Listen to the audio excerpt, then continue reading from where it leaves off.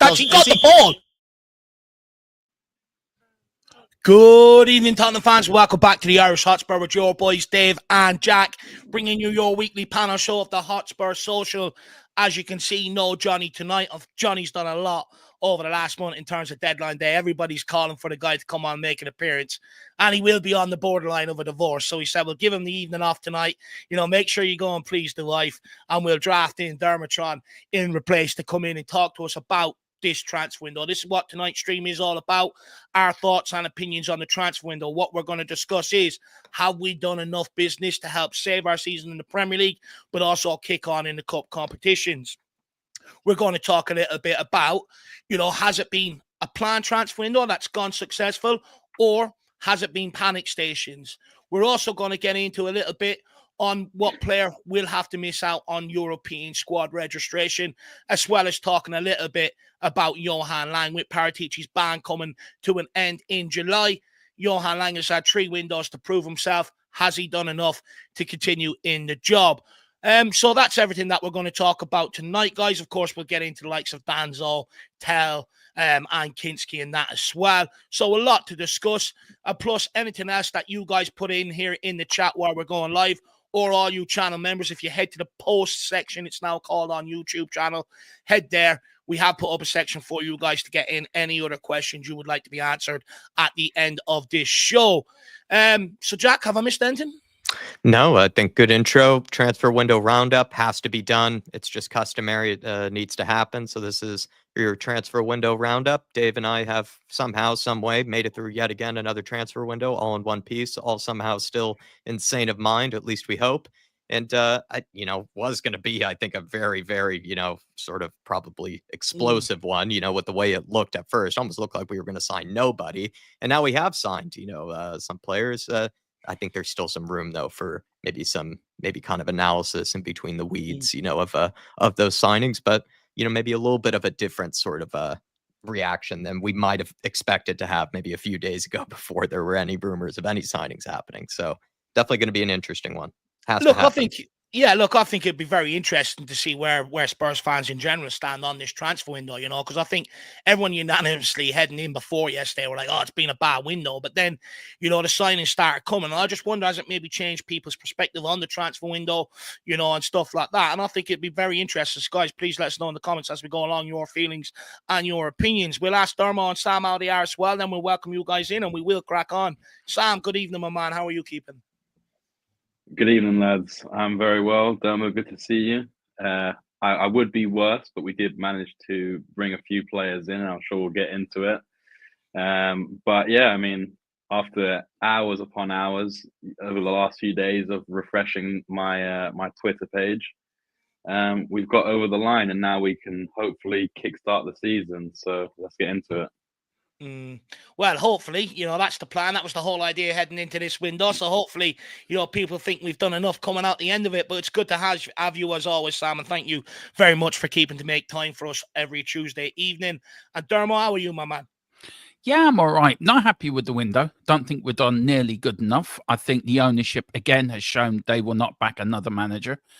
And if you look at the likes of other clubs around us, have strengthened, have done more than us. Clubs, like Ipswich have bought more players.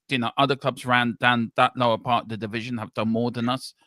I just think we haven't done enough. And I think, again, we're failing another manager. And again, until Levy and Enoch leave the club, we're going to have the same cycle. So, look, yeah, we've got 3 players in. Could them two do what Kulu and Bentancur did under Conte and get us something? Maybe they can. But I'm not happy. I don't think it's been a good window at all. Well, you mentioned Kulu and Bentancur. That is the sort of impact that you are ideally looking for your players to come in and have in a January transfer window. That's for sure. Look, it remains to be seen whether or not they can have that impact. But, I think that's what we're here to find out tonight, right? Whether Spurs fans believe they can or not. Let's welcome some people in and then let's crack on. We have K32 in the house. Big up, K32. Good to see you. Says hello, Dave and Jack and everyone. I am delighted to get Tel in the door. Option to buy is a game changer for us because it shows his commitment to Spurs. He is going to be huge for us.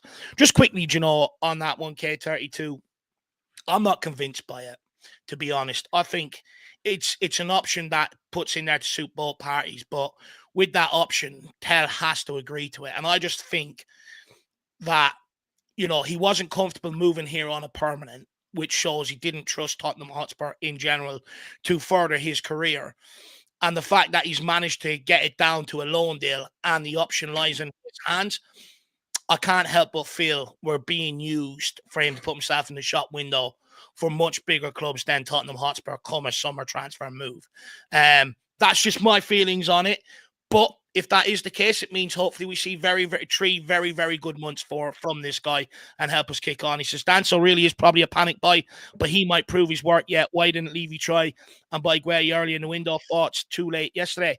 I'm going to go into conspiracy theory mode very, very quickly here on the Van de Ven thing. I think when you look at him not being a part of the Brentford squad, I understand Postecoglou managing minutes. But if he's fit, you still put him on the bench as a failsafe just in case.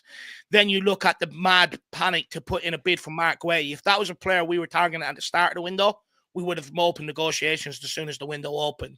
The fact that it's done so late after, the Brentford game, more or less, heading into deadline day, makes me, and he plays on the left side for Palace and England, it makes me feel like, are we not being told the full extent on Van de Ven? And then when you look at the extra rush after bringing in Danso, again, scrapping around for another centre-back, I just fear we're limited in that area in terms of, and I think, with Van de Ven, I just fear we might get bad news. But look, that's just me adding things up. I don't know anything. We won't know until tomorrow, until Postecoglou brings out that press conference. But on Danso, do you know what? I actually think he's going to surprise a lot of people, to be quite frank. That's just my feeling. Kulu's elusive right foot. What a great name. Says, I'm looking forward to seeing what the new players can do. I just hope they came in earlier, especially Danso, as I think that could have been done. Still think we're short left-sided defender. Look, I think many people agree with you. Left-sided defender, left back, could we have done something a little bit more there? I think many people would agree with you on that one for sure.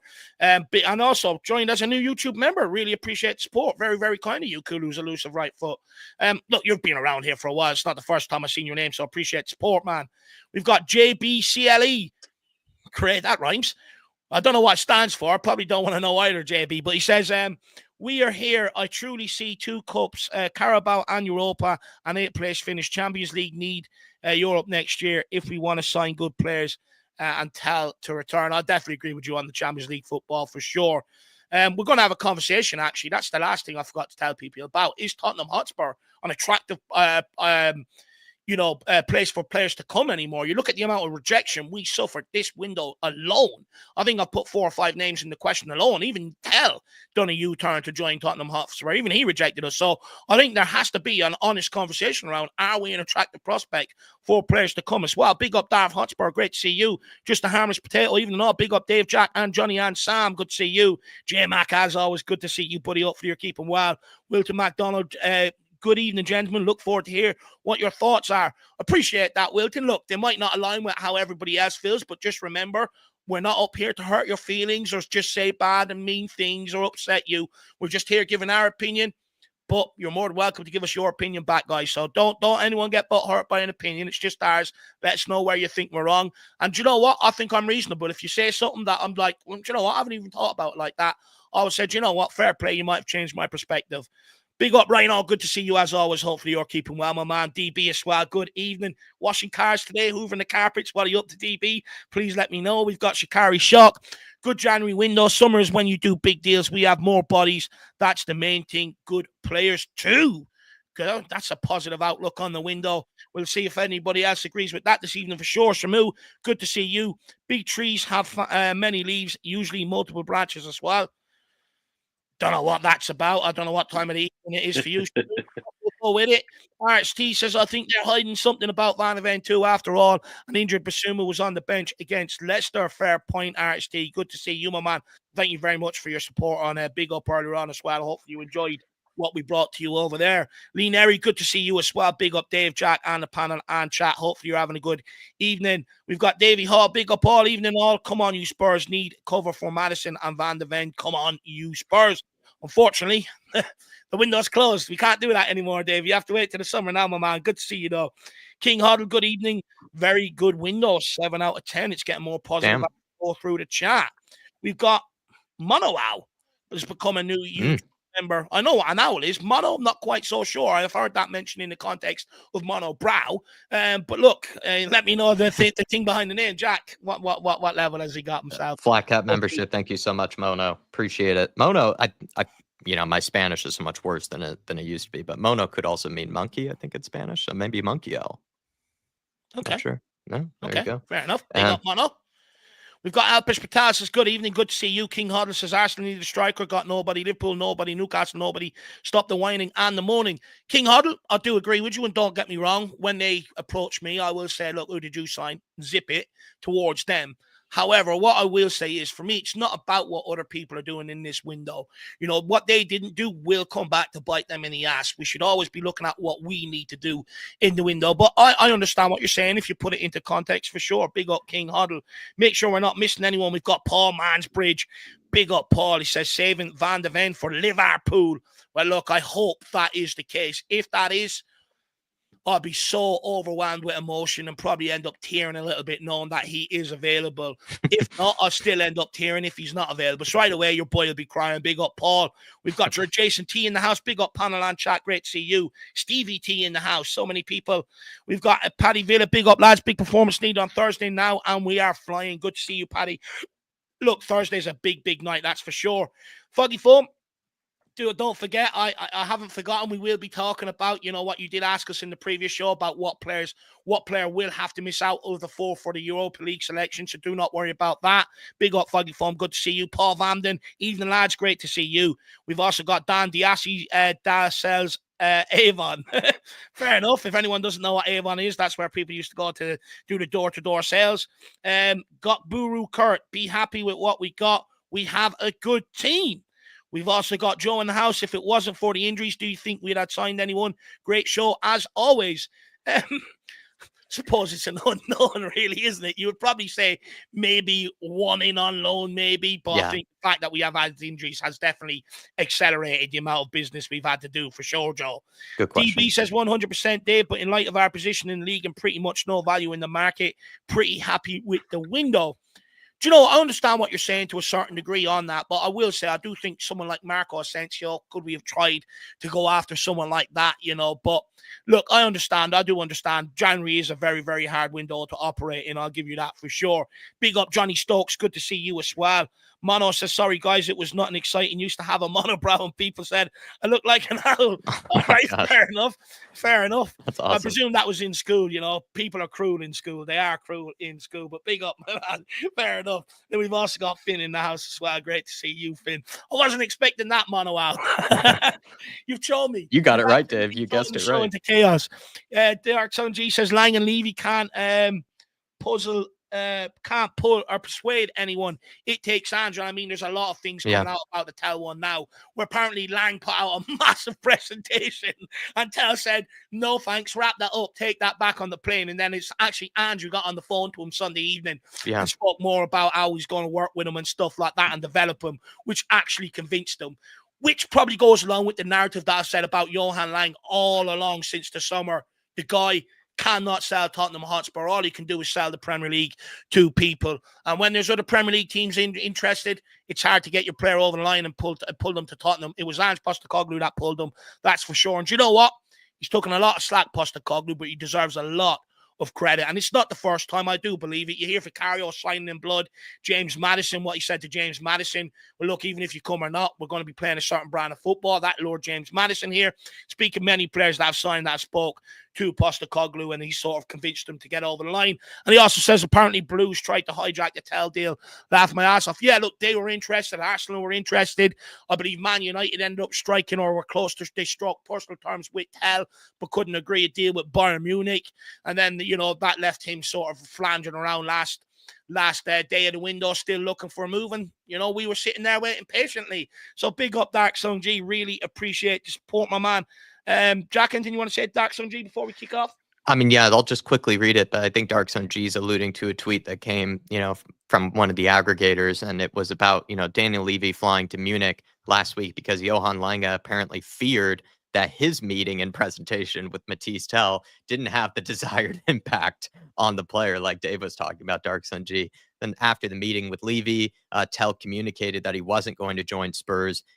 It was as much about showing that he wouldn't be forced into something by Bayern Munich as it was about not being convinced by Spurs. So I guess, you know, according to them, you know, it was as much, you know, him, you know, kind of not liking being forced out, but also, I guess, him not really being convinced by us. Then also, apparently on Sunday, Ange Postecoglou spoke with Tel over the phone. Postecoglou put forward how he planned to use Tel, expressed how much he valued Tel's versatility and speed, and expressed that he thought Tel could torment Premier League defenses with his qualities. It was a long and concrete speech, and it scored points with Tel, who appreciated the coach focusing on his plans for him and on the pitch, as opposed to the project that the management tried to sway him with. Interesting, you know, and so Ange Postecoglou just showing that it's kind of about telling, you know, the player, you know, what I want you to be doing on the pitch, not about, oh, this is what Spurs are doing. You know, we have a new hot tub coming in at this time. We have, you know, Beyonce coming in at this time. So clearly, you know, Ange Postecoglou must have been saying something different.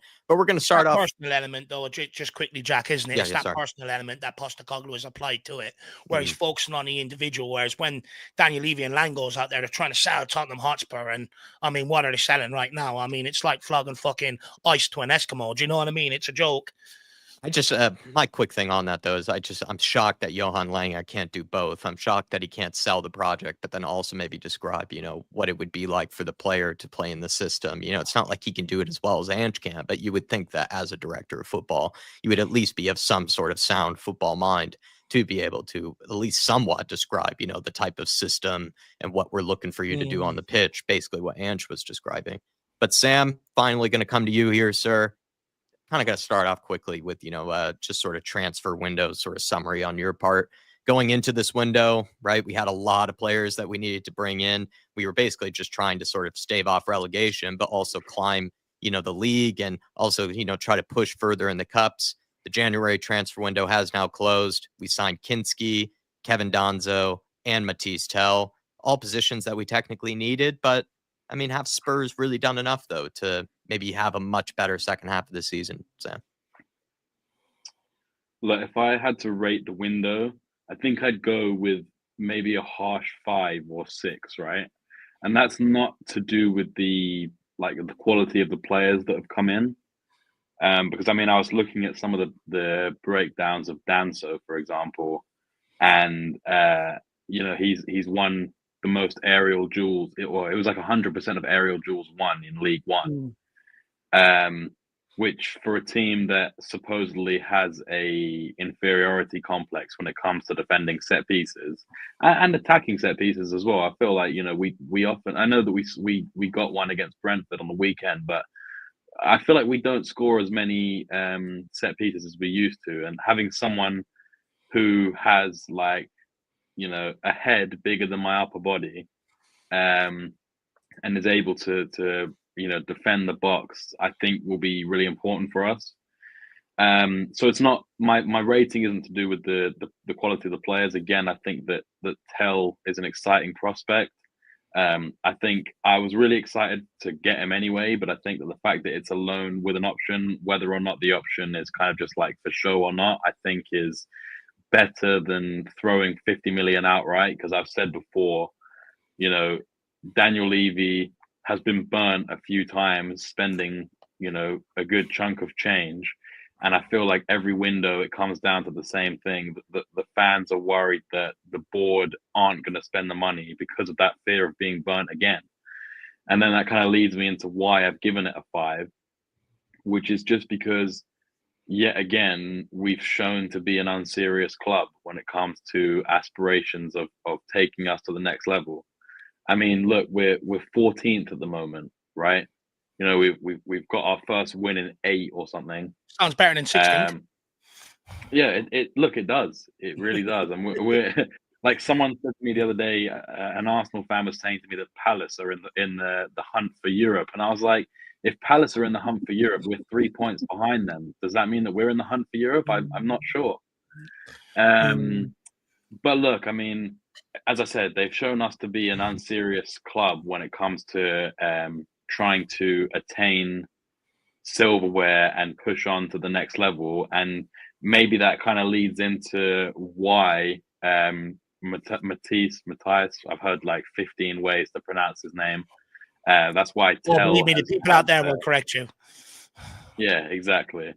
Maybe I'll just say Tel from now on to keep myself safe. But I could see why he was potentially not interested in coming to us, because first of all, I mean, look at the injuries that we get. Players are being overused, and for a player who's got a lack of game time at a club, you'd think, oh, I'm definitely going to get game time here, but he supposedly didn't want to, and I'm not holding that against him, because if I wasn't a Spurs fan, I would want nothing to do with us. But it's just, we needed players from 3 months ago. So the fact that we've ended up, waiting until the last 3 days of the window before we bring in 2 players, and even then, people you could argue that that's not enough, especially if we end up getting the dreaded news that Mickey's out for the season, which seems to be doing the rounds on Twitter. I still haven't had that Paul O'Keefe stamp of approval on that rumor yet, so I'm still holding out some sort of hope. And also no Ali Gold sort of credit to it either. But if it's true, then we're still going to be light in defenders. We've got Radu, who, look, I like Radu. Maybe he's not suited for the system, but people seem to think he's a terrible player. I don't think that's true. But he's now out for the season. So again, our 3 fit centre backs, if you're going off Mickey potentially being injured, is Danso, who's never played, You know, Ben Davies, who I love, so I'm not complaining there, and Archie Gray. You know, so those aren't really the most, you know, qualified options when you're looking at it on paper. You know, as you say, Danso might come in and end up being a really, really great signing, and you know, fingers crossed he does. But they've just left us in this precarious position yet again, where we're still only 1 or 2 injuries away from being in crisis again. And you have to hope that these players come in and hit the ground running. And I looked a little bit at the rules for. So I've seen some people commenting and putting in the comments, are these players able to play on Thursday? I read the clause in the rules basically saying that if they're registered, if they've got their work permits and they could be registered to play a Premier League game, then they're able to play any cup game in the FA jurisdiction. So as far as I'm aware, it sounds like they can play. And realistically, Danso goes straight in. And maybe Tel is on the bench. I wouldn't think that Ange would just throw him straight in. But, you know, it could happen. And, you know, we've got Villa a few days later. And it's just difficult. So, yeah, my overall sort of feelings on the window is I'm very happy to have gotten players in. But, yeah, I mean, look, people are putting in comments about Gahey. We've gone for the captain of Crystal Palace potentially 3 days before the end of the window. Given them no time to replace anyone. They're saying that we were looking at Koe Takura. You've given them apparently 3 hours to try and find a replacement. The sort of underlying and overbearing feeling of the transfer window was desperation. And that I think that is really emphasized by the supposed, you know, pursuing of the Sassi disaster. Yeah. And I for one, and it seems like a lot of fans are very happy we didn't get him because he doesn't look like he suits the system. And he, you know, Chelsea fans don't want him. Is there any surprise that a club that never sells us any players is willing to get us to get the Sassi out to us? Like, look, not to me. Mm-hmm.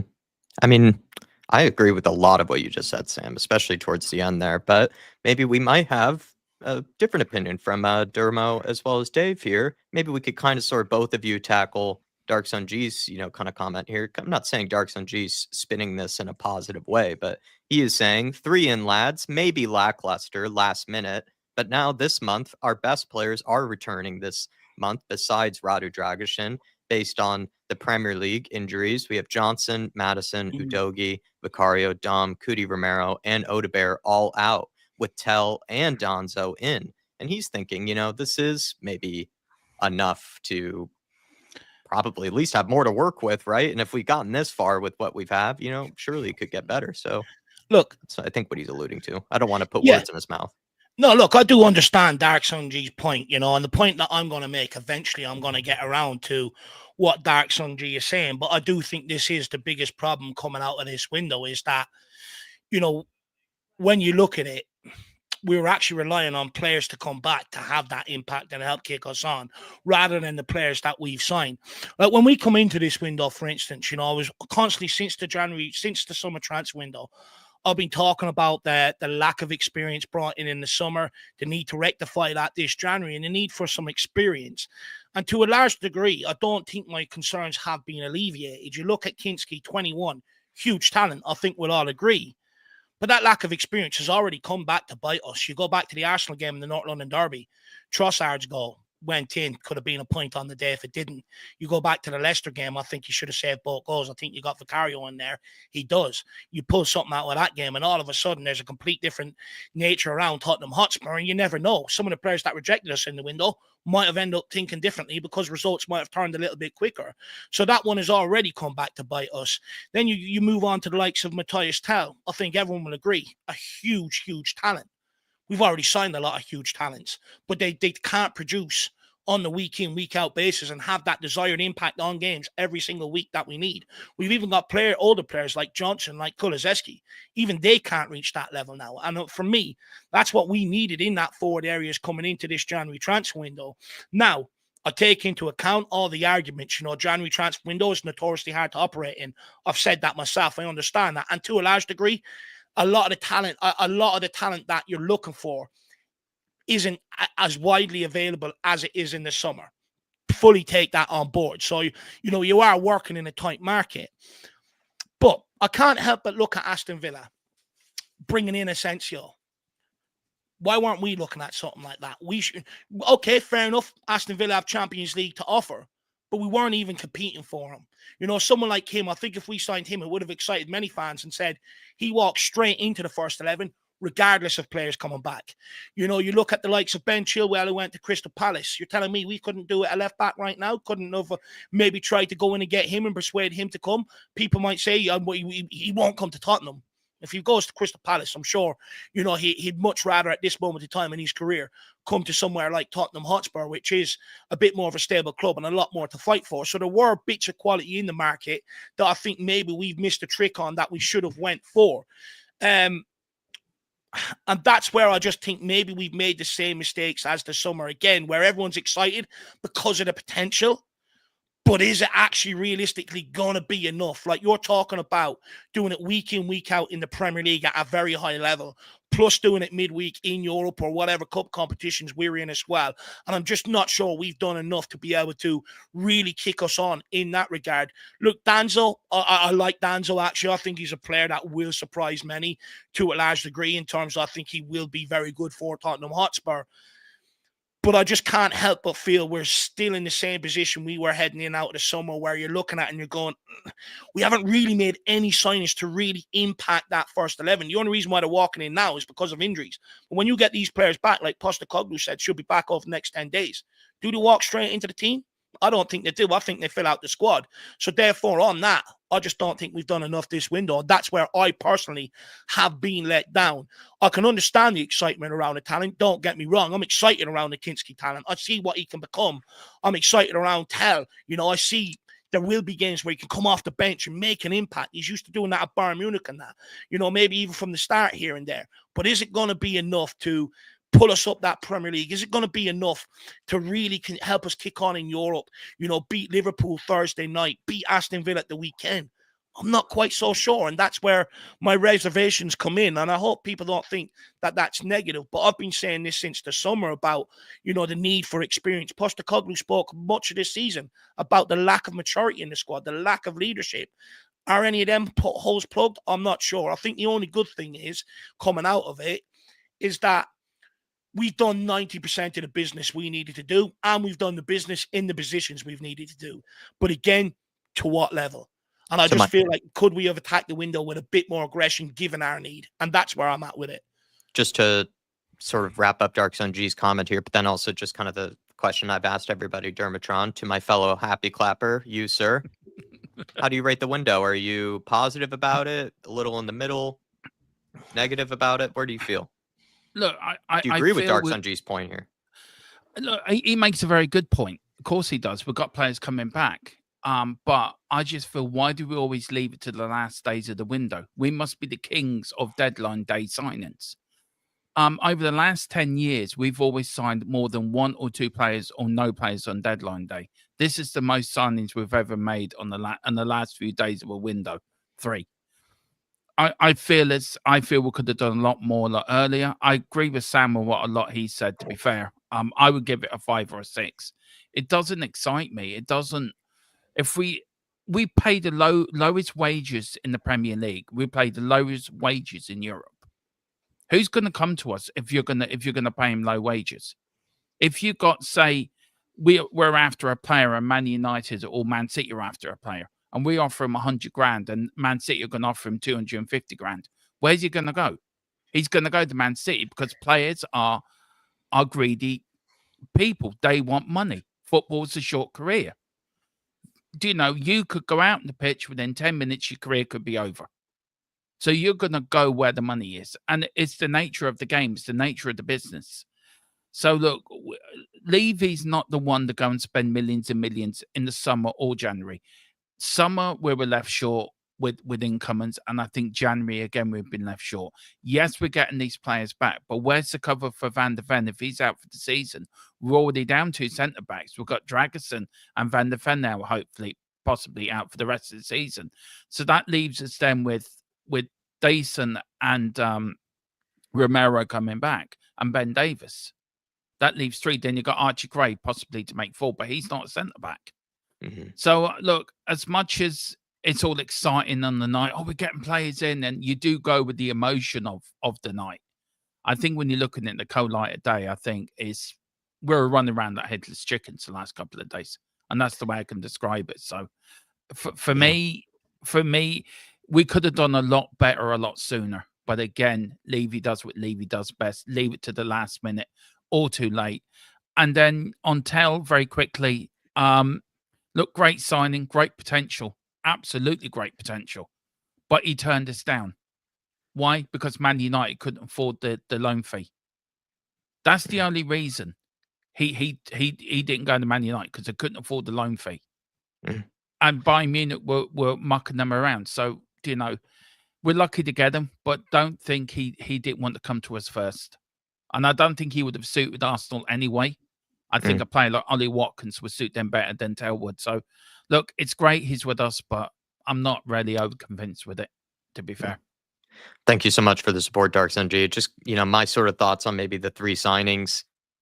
I think they were needed signings. Like, we have a question on that I'm about to get to, some of the guys on. Maybe a bit of a positive reflection could be that at least we have signed 3 players technically in 3 positions that we needed, right? For this, for the rest of the season. It's just on an individual level.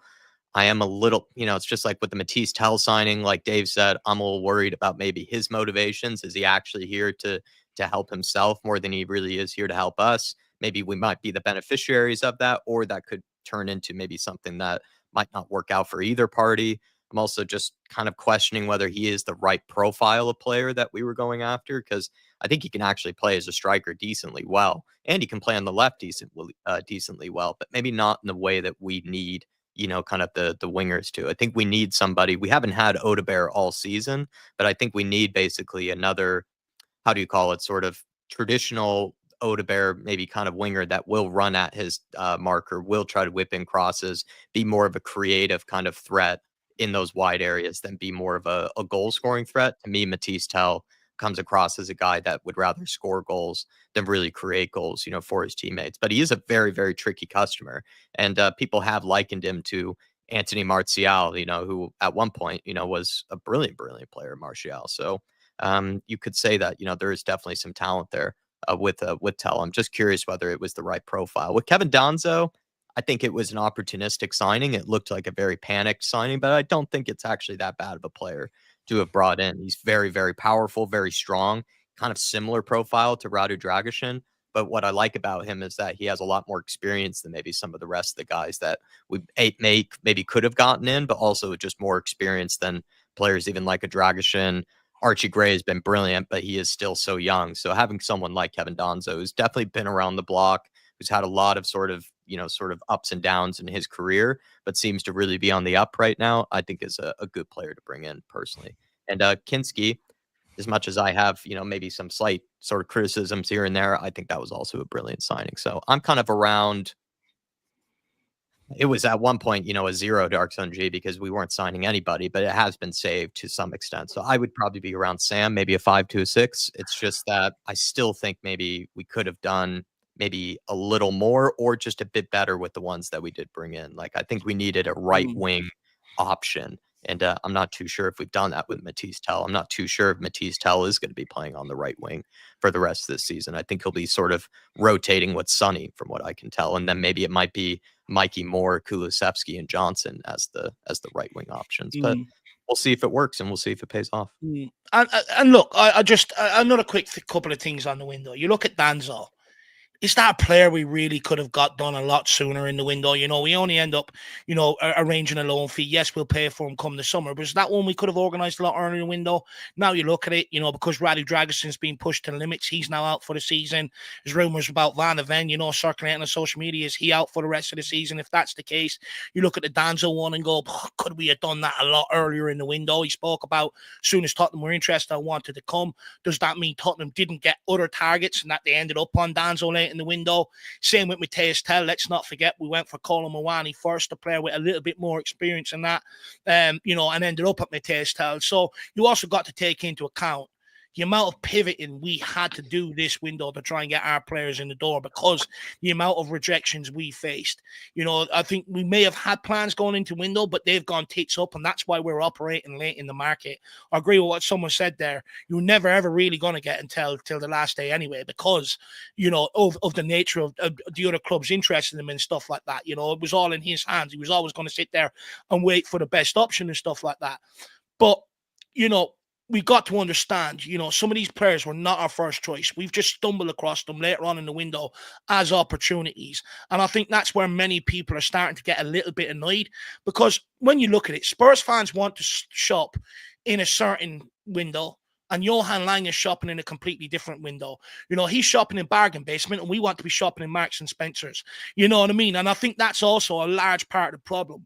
What Spurs fans are expecting, what Spurs fans can see we need, we're not in that market. And I think that's where a lot of the frustration actually comes in around the Tottenham fan base. It's like where we are, we're trying to close the gaps on your Man Cities, your Liverpools, your Arsenals. Well, what they done to close the gap was go out and buy players of a certain caliber, of a certain experience to be able to kick them on. We seem to be missing the trick the last three windows over Johan Lang. And that's where the frustrations of the Spurs fan base comes in. And I think people have to understand that. Steve I T. just wanted to, sorry, but yeah, no, Sam, go ahead, please. Before you move on, go ahead. I'm not going to name the commenter about it, but there's a comment in it that says, "Doom and bloomers, no wonder top players don't want to come." And I just think that's not only such a lazy comment because we're giving. Where is it? I'll bring it up on screen. Where is it? Who called it out? It was a few minutes ago. Steve T was calling it a moan session. I mean, if anything, I think we've almost Sam literally called it a 5 out of 10 and gave positives and negatives to both sides. So if that's a moan, I'm not really sure. I'm confused. It's just a fact that they're saying no wonder no top players want to come to us. It's like you're just giving the board an excuse. Like you're saying the fans are the reason that top players don't want to come. The fans are the ones that go all the time, give all the support. You know, we are the club, and the board are just the custodians. And the reason that we're potentially being negative in your eyes is the fact that we want the best for our club. It's not like we're sitting here saying, "Oh, what a shit show yet again. We've got bottom of the barrel signings. You know, Timo Werner's better, blah, blah, blah, blah, blah." Yeah, we're giving positives, but at the same time, we're saying we're still not operating like a top club. And that's what Dave's saying, you know, like Danso may be a great signing, but we could have signed him earlier on in the window, right? The way that he's talking, it's like he would have pushed for the move straight away. In the end, it's ended up looking like we've hijacked a Wolves signing, which makes it seem worse to the outside looking in because you're hijacking for, you know, a relegation rival. Not that I think either team will get relegated personally, but it's so easy to say, "Oh, you're just being negative for the sake of being negative." But as I said, we're looking for the club to actually step up and take accountability and take ownership of the position that we're in. So to say that fans are the reason that players don't want to come, as I said, just gives the excuse and basically wipes away all of the guilt from the owners because the fans are just blaming each other for other players not coming. I'm sorry, I just don't accept that. Oh, very good point, Sam. And also, I think we're even forgetting this now because we're off of the the very good positive high of getting these signings in. But also, let's remind ourselves, we were rolling out the same team week after week, game after game. The players were dropping to the floor after the games and practically crying out to Levy to bring in reinforcements as quickly as possible to basically save them from exhaustion and save them from dropping more and more points from that exhaustion. And we waited until February to bring in more players. It's at this point, it's ridiculous that these guys have only just now come in a few days away from our most important games of the season. Like, you also have to take that into consideration. Like, yes, we did bring in players that in the positions that we needed, and we're about to talk about the positive of that. Believe me, Dave even has a positive question lined up about that. But you have to remind yourselves, like, Kulusevski was like dropping to the floor. Madison out for 2 to 3 weeks because he was playing too much, I guess. You know, it's like so much context I think we have to remember from this window. There's a lot of positives and definitely some things that we could have done differently or better for sure. Look, am I mourning? I speak for myself, nobody else. Am I mourning? Yes. But I've every right to mourn. I seen us sleepwalking into the problem in the summer, highlighted it. Everyone said, Dave, stop mourning. Okay, where did that get us? Honestly, me stop mourning, where did it get us? Absolutely nowhere. And I think we've made the same mistake. One thing I will say, even though I'm mourning, at least I'm honest. At least I'm not sitting here praising everything the club's doing just to get by and just to be popular, right? I'm being honest with my opinions. So that's one thing. Second of all, if you think players are not signing on because they've tuned into the Irish Hotspur and heard what we've had to say about the football club, I'm sorry, you're sadly mistaken. That may be the case with AFTV and stuff, but they're on a complete different ball game to what we are. I used to hear it all the time. Dave Dyer doesn't perform because of your criticism. I mean, I'm sorry, if he's tuning into the Irish Hotspur for me to hear what I'm saying about him, then, you know, he shouldn't be at the football club anyway. But, you know, I'm absolutely fed up with it. At the end of the day, this is about our opinions. We are passionate fans of Tottenham Hotspur. We sit here, we watch every single game, whether it's pre-season friendly, post-season friendly, and everything else that happens in between. At the end of the day, I never started this to spring a certain narrative or anything like that. I started this to give my opinions. And at the end of the day, I stated at the very start of the show, my opinions are going to piss people off today. I already said it because I knew my opinions pissed people off in the summer. But instead of sitting here and saying you're moaning, same with you, Rixie, but I agree, you did say it happens on all channels. But let's have some constructive feedback. Let's have some good conversation. Let's have some good dialogue. Tell me where you think I'm going wrong instead of just sitting there throwing out a quick whip you're moaning. Anyone could do that and make themselves look like a fucking positive genius. But actually converse with me. Sit in there. Tell me where you think we've had a good window, where we've gone right and stuff like that. Try and change my mind instead of just throwing out quick, witty lines like that. Because at the end of the day, it doesn't do anything. And I'm sorry, but let's not also sit here and paint that everything is rosy around Tottenham Hotspur. Look at the run we've been on. Look at the injuries that have happened even over this January. I know, as I think Steve mentioned, the Danso one. I know you say I can't say that, but I literally watched Tomori reject us before we even brought Danso into this club. So he definitely wasn't the first signing. And for it to happen so late in the window, it's not our first signing. How can Kinski was? We brought him in straight away in the window. See how that one works out. So, look, I get what you're saying. But at the end of the day, I'm not going to sit here and paint that everything's rosy. When I see my football club in decline, I'll always stand up and give my opinion, whether people like it or not. And that's the great thing about this, by the way. If you don't like it, it's not for you. You can just simply click it off. That's the great thing about this. You don't have to sit here. You're not being tied up or anything like that. You don't have to sit here and listen. Darkson G from earlier, though, lads, had a very, you know, maybe we almost forgot this in the run sheet, actually, have questions, you know, about sort of, you know, Paratici coming back in the summer. We got news of that over this window that Paratici is coming back in the summer. And Johan Lange, we just got news, Dermatron, he wasn't able to convince Mathys Tel. Took very long to get any signings in. Dave had a lot of criticism even for him over the summer and, you know, maybe the lack of signings. Is Johan Lange already under pressure with Spurs fans? Please, just go, Lang. Go. You're useless. You're useless as a chicken going to market. That's what you are. You're that useless. Bring Paratici back any day of the week. I think Paratici comes back and look at the windows we had under Paratici compared to the windows we had under Lang. They're as different as night and day. One thing about the Tel signing, I will say, guys, I don't know if you know this, Dave or Jack or Sam, that Bayern Munich do owe us money on the Harry Kane deal. And I think it's around about 30 million euro.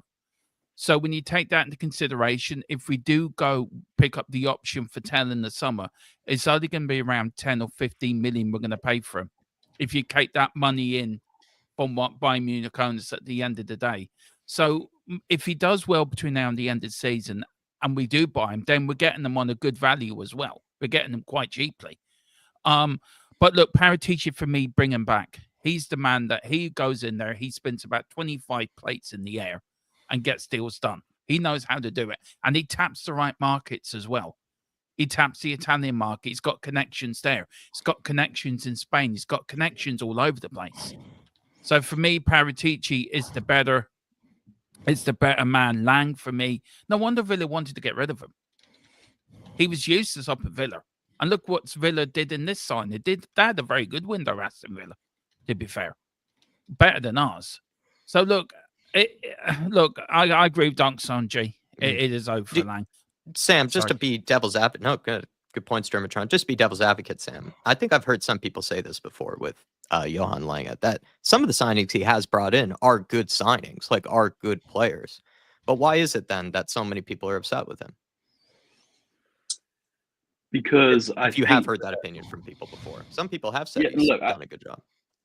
You definitely can praise Lange, because I mean, if for nothing else, he apparently was, almost the key piece of getting Bergwijn to the club. And like, I think all of us can sit here and safely say we think Bergwijn's a great signing. Yeah. Maybe he wasn't exactly what we needed at the time, but the situation has developed to a place where he's the reason that we're in it, potentially going to be going to a final of the Carabao Cup. To everyone, touch wood. Yeah. I think that what Lange has done well is this attraction, no Diddy, of the younger kids, and I think that maybe I kind of vaguely remember reading when we signed him that he wasn't given like the full role that Paratici had. They'd kind of created like a sub role like for him. Mm-hmm. I can't remember what the exact phrasing of it was. Yeah. But does that mean that they're basically killing time waiting for Paratici to come back, and then they're gonna basically have Paratici as the overarching sporting director, and Lang is gonna be focusing on youth recruitment for the first team? So not just. Would you like that to happen? Is that something you would prefer to see happen? Look, I think when you're looking at the straight facts of the situation, the young players he's brought in have been good on the whole. It's unfortunate that we haven't been able to see Odegaard play, minutes. But if you're looking at Gray and you're looking at Bergwijn, of the three that we've seen, brought in, I know that you can say Yang Min Hyuk, and I've seen a few QPR fans saying that he looked quite dangerous in his first game for them.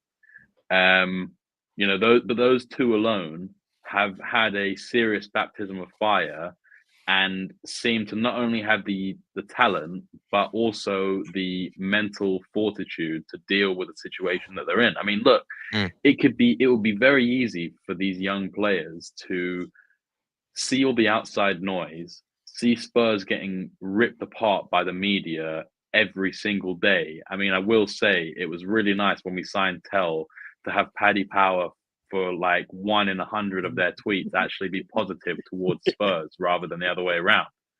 And don't get me wrong, like I actually love Paddy Power because they rip everyone, right? That's not me endorsing betting, but they've had too much material on us. Yeah, yeah, to work exactly. But so like these young players, it would be very easy to think, shit, like I've made a massive mistake coming here. Look where Spurs are, and everyone thinks that we're shit. Whereas they've kind of come in and they've gone, yeah, we might not be great right now, but this is the perfect time for me to show everyone why I deserve to be in the Premier League. And I think that that's admirable. And I'm sure that everyone kind of agrees that they have been a bit of a shining light. I mean, look at the Arsenal game, right?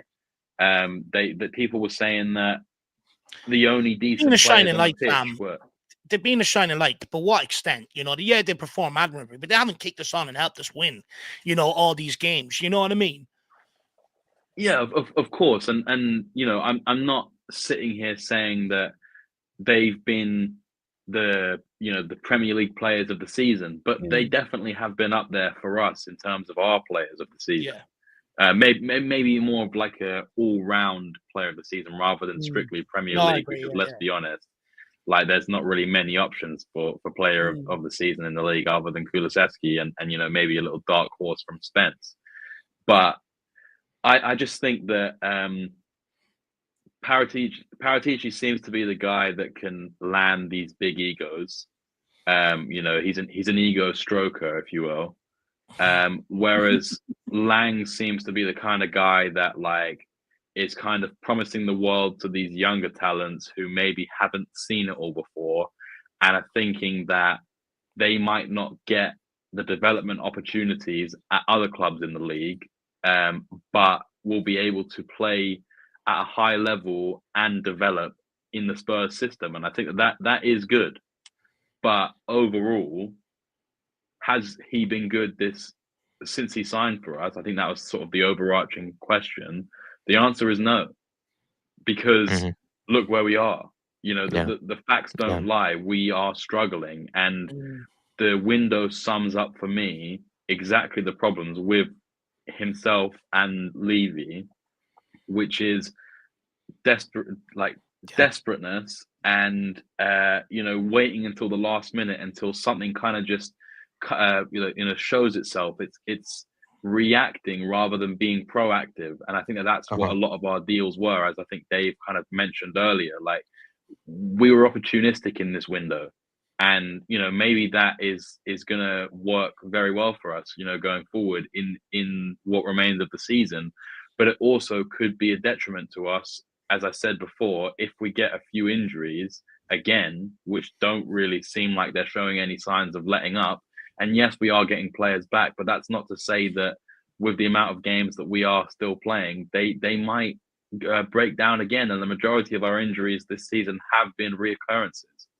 So I am worried for the rest of the season, but I'm also sort of underlyingly positive because I want to be excited for what's going on. And look, when we start playing games again, and I see Tel pull on the shirt, I see Danso pull on the shirt, I might be out there ripping mine off in excitement. You know what I mean? Do you know what, Sam?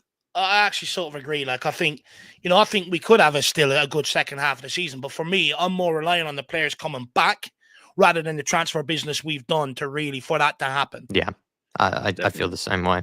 I just would quickly add on Johan Lange. The funny thing about him is that you could point out plenty of the signings he has actually made, good players, and we'll probably look back on them as great signings. For me, it's not really about the signings he's brought in, it's the signings he hasn't done.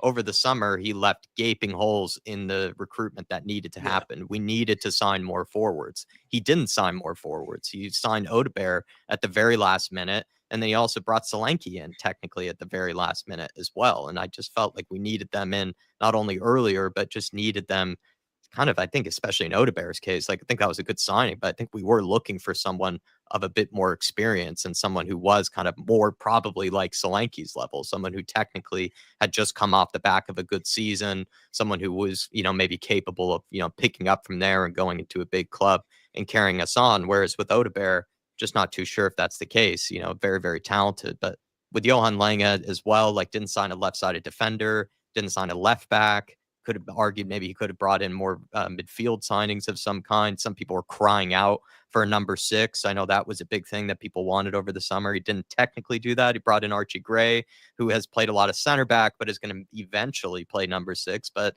wasn't just going to slot into the team straight away. So for me, it's kind of with Johan Lange, it's just a lot of very talented signings he's brought in, but some of the big things that we pointed out for each of these windows wouldn't necessarily say he's done, perfectly, or he hasn't really addressed sometimes the holes in the squad in the way that I felt like Paratici had, in previous windows. And Paratici to me also too had bigger holes to fill inside a window than Johan Lange has. So that's just the way I feel about it, Dark Sun G. But I will say a lot of the signings he's brought in, I will look back on and praise. Archie Gray is a great signing. Lucas Bergvall is a great signing. It's just, I think this season we were thinking there was going to be more of a mix. No, look, I think you've hit the nail on the head with a lot of what you said. It's more what Johan Lange hasn't done. But when you look back at the last few years since Pochettino, the only sort of spell we've had where the club hasn't been as much in a mire or looked like it was coming out of it was when Paratici was director of football. When Steve Hitchen was here, the ownership, the manager, all the players were under pressure. And now under Johan Lange, it's the exact same thing. And I think, having a good director of football can really elevate your football club. When you look at Paratici, not only did Paratici put shit in place behind the scenes, like the scouting department, investing more into the academy, making more money available so they weren't, going off signing contracts elsewhere and stuff like that. He also brought in young recruitment from all over the world, combining it with players ready to come in and impact the here and now. And that's where I think Johan Lange has completely failed Tottenham. The only player he signed to come in and start and impact the here and now has been Dom Solanke. Everyone else has found himself in the squad with a lot more money than expected because of the injuries. And look, I think they've come in and, I think what they've certainly shown is they can be squad players. But, we're still losing games even though they're playing well. They haven't come in and really kicked us on, changed the course of results. And that's what happens when you buy players with a lot more experience, a lot more know-how. And that right there is where Johan Lange has killed this club. He has killed all momentum that we built up last year, coming into the summer, finished 5th under Ange Postecoglou. Everyone excited heading into this season. All the talk was about trophies. And because we had a shit summer, Johan Lange has killed all them expectations. Coming out of the January transfer window, again, for me, I think he's killed them expectations. And for me, I think he's got to go. And you've got to get Paratici back in here in July because Paratici does 100% of the job. Johan Lange does 25% of the job. And then Peter Kagayas. Oh, yeah. Sorry, Jack. I was just going to say that just quickly, there's a new Johan Lange quote, hot off the press. Yeah. We signed a new goalkeeper, a new centre-back, and a new forward player. So, yeah, overall, we are very satisfied with that. That's probably short of saying we cooked, over the window. He's probably short of giving himself a big pat on the back. Dave and I might have to do like a member sort of reaction or something like that, to that video. Yeah, I cooked mince and I heated up sauce, but is it a nice bolognese? Is it the right bolognese? You know what I mean? I think we'll have to break that down for another video. Peter Kagayas, thank you so much, Peter. He's gifted out a membership to Spurs Diehards. I think Adrian's watching in the background. Thank you, Adrian. Yeah. And would love to have you on for a fan show and or more of these type of shows. So big up to you, Adrian. And also, please check out his channel, everybody, Spurs Diehards. And also, if you've been gifted a membership by Peter in the past, do thank Peter. Very, very kind guy. Very generous. Legend. Big up, Peter. When are you ever going to come on and make your appearance on a fan show, by the way, Peter? Have a conversation with us. I know, I chat, the odd time we have a chat in a group chat and stuff like that. And, it'd be nice for you to come on here one day. Yeah, exactly. Dark Sun G saying, I hope Tel has a loan spell that's similar to Decky's, not Timo's or Danjuma's. A very, very good point. Mathys Tel, are you more optimistic than skeptical, Sam? Or Dermo? Dermo hasn't said anything in a while. Dermo, Mathys Tel, are you optimistic? I'm optimistic. He knows Odegaard as well, so he's played with him in the under-21 French side as well. So he did speak to him yesterday, and he was one of the reasons that finally convinced him to come. It wasn't just Ange, it was Harry Kane, and it was Odegaard as well. So, no, I think he's going to be like a Decky. I don't think anyone can be any worse like Timo Danjuma, though I think Danjuma was a bit better than Timo, to be fair. Anyone can be as worse as Timo. Timo must be the worst player in history. But no, yeah, Tel is going to be a Decky. He is going to hit the ground running. He's going to score goals for us. He's going to get the winner on Thursday night. He's going to send us to the final. Tottenham going to win the trophy. Dave's going to be happy. He's going to be running around Kildare with his Tottenham top off, swinging it around the top of his head, singing ole, ole, ole. So there you go. I hope that's a good answer for you, Dark Sun. No, that's a fantastic answer. Tell me more, Dermotron. Tell me more. Just quickly, I just want to say just quickly, I know some people are saying, look, Paratici got some stuff wrong. Of course he did. Look, I'm not sitting there saying he got everything right. The thing is, he got a lot more right than what Steve Hitchen does or Johan Lange has done. And I think, we've got to realise that, yes, you can pull Paratici out for Brian Hill or Emerson Royale. but he also brought Van de Ven. He also bought Romero. He also bought, Vicario. He brought a lot of Bentancur, Kulusevski. Do you know what I mean? He's done a lot more right for this club. You go back to Steve Hitchen, look at the shit that fucker brought to the club. You look at Johan Lang, he's only bringing in teenagers, we probably having to pay extra on wages on babysitters. That probably brings us up to about 60% in terms of the wage bracket that no one's talking about. I get Paratici has done stuff wrong, but the reality is he's done so much more right than any other director of football in years at Tottenham Hotspur. Also, and I think we have to realize that. And in a short span of time, you also have to realize that too. Like, he was not even here that long, Paratici, and he practically, set us, it looked like, after Jose got sacked and everything, the Ryan Mason final looked like Spurs were really set, to go down the doldrums. But I think Paratici, in fact, practically saved this club from really, spiraling down. And that's just the way I feel about it. But Dave and I are always willing to give Paratici praise, but maybe it might not be, as much time in the run sheet for this one. But we do have some other questions on this, lads. I mean, someone could say that, we did technically bring players in the positions that we needed. Sam, just want to quickly ask you on that. Is that maybe a positive to take, that, given we needed guys like a backup goalkeeper, we did need a forward, we did need another center back, have Spurs technically addressed the positions that they needed to this window? Yeah, I mean, I'd say two out of the three were desperate additions. And for me, that's a forward and a centre back. For me personally, and call me sentimental because he's a club lad, but I actually thought the emergence of Brandon Austin has kind of shown us that we didn't necessarily need to sign Kinski. And that's not that I'm unhappy with Kinski's signing, because I think that he will be a great player. And his ability on the ball is a lot higher than any of our other goalkeepers. Let's put it that way. Whether his actual shot stopping is as good, we'll find out. But he's 21. He's young. Goalkeepers don't hit their peak until way later on. So we potentially got a great signing for years to come. Personally, for me, I would have wanted to sign a left back. I think that if you were going to sign a defender, sign if they were looking for two defenders, I would have preferred them to sign a centre back and a left back. I think that would have just been the icing on top of the shit pile at the moment. Because I just think, how many times can you flog Destiny out there and hope that, he doesn't get injured? And look, don't get me wrong, like, I love Spence, right? Return of the Jedi. He's been unbelievable for us. And, it just piles on more questions why he wasn't given more time earlier on. But I like Ange's quotes on, to get a little bit sidetracked, Ange's quotes after the game on Sunday about Spence kind of annoyed me a little bit. Because he said something along the lines of, like, he's been great until Destiny's back. And it's like, oh, so is Spence just going to get dropped again when Destiny's fit? And I, like, as much as I like Destiny, Spence has been better than Destiny. Been our best player the last month. Maybe he might just move Spence over to the right hand side and compete with Porro. You know what I mean? The thing is, right? I get what you're saying about Jed Spence, right? And I actually think the majority of Spurs fans agree with you to a large degree. I do see a lot of people sort of say it everywhere. But are we guilty of maybe looking at that situation wrong? Like, Postecoglou has got more out of him than any other club he's been to. More out of him than when he went to Leeds, more out of him than what Conte got out of him here, more out of him than what Girona got out of him. Should we not actually be praising Postecoglou for what he's getting out of Spence? Everyone's saying, oh, he should have done this, he should have done that. He's been holding Spence back. But the reality is, he's been to other clubs and not any of the managers are trusting him. Postecoglou has been the only manager to get this out of him.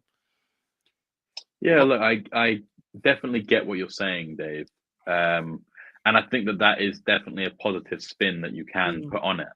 I think there's obviously going to be context, like, on either side. People saying that, he's 24 now, he's thinking his career might start to peter out if he doesn't kind of get his head on correct and potentially move past the supposed tag of having a bad attitude. I do look. I do think you're right. Do you think think maybe that Ange Adobe has comment got is out. to keep Spence on his toes? Because we know he has had attitude problems. Do you think maybe that is just Spence is one of them? You've got to keep him on his toes, right? You can't let him take things for granted, maybe. Yeah, the only thing I would say though against that is I feel like every time Ange has had a chance to like really big up Spence, he's kind of put a bit of a dampener on it. You know, saying like he's been good when he's been needed, or like, you know, he's good until destiny's back and stuff like that. And it's a bit like if I'm Jed, I'm probably thinking like, how much have I got to do for this guy? Have I got to like go into surgery and like donate hamstrings before like I actually get a pat on the back?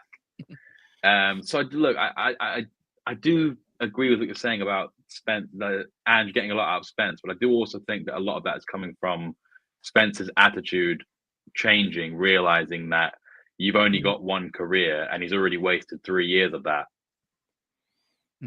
No, I look, think also. I understand. Sorry, Dave. Not going Sorry. on. I just want to very quickly also think Ange is the first manager to believe in him. And if you believe in a player, that gives you all the confidence in the world. If he's turned around and said, right, you prove I believe in you, show me why I should believe in you. Spence has showed that. And I do feel that Ange is the first manager to show Spence, I believe in your talent. I believe in you as a person. I'm giving you the opportunity here to prove it, to prove to everyone who I know you are. So I think that Ange should get a big compliment for that as well. He's let Spence be Spence. He's let him be himself. Where other managers, where reputations precede people, you don't know what that person's really like. If you meet somebody for the first time and you're hearing all this about him, he's a bad egg, he's not a great trainer, and Ange looks at him, do you know what? He's not what I thought he was. I believe in you. I'm going to put all my belief in you. Let's see what you can do. And I think that is. I think Ange put belief into Jed Spence, and Jed Spence is paying him back in spades. I think Spence has been our best player, and he deserved his man of the match against Brentford. And I'm really pleased for him. I'm really happy for Jed Spence. So I just hope it continues. And I agree with you, Dave. I think he will be shifted over to the right back to deal with Porro. I agree with you on that. No, look, let's wait and see. Just quickly, regards Daniel Coyce. Look, to be honest with you, like we speak on so many facets of the club, you know, sometimes the positive, sometimes the negative.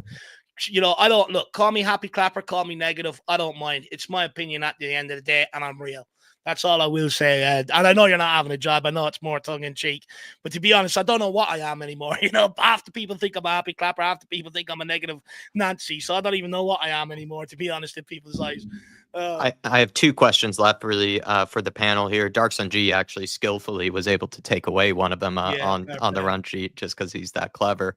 But this one, you know, I'm not even sure if everyone needs to answer, but people are welcome to chime in. Just going to give you some context here about the Premier League and Europa League squad registration. Now that the January transfer window has closed, Spurs will need to submit their 25-man squads for both the Premier League and the Europa League. Regarding the Europa League, a decision on the squad for the knockout phase must be made by 11 p.m. on Wednesday this week. Spurs are allowed to make only 3 changes to the Europa League squad, but with 4 players, Kinski, Danso, Spence, and Tel, all trying to get into that team, which one will have to be left out given the limited spots available? Which current Spurs players should Tottenham exclude, and why of the 4 players that are technically right now outside the squad?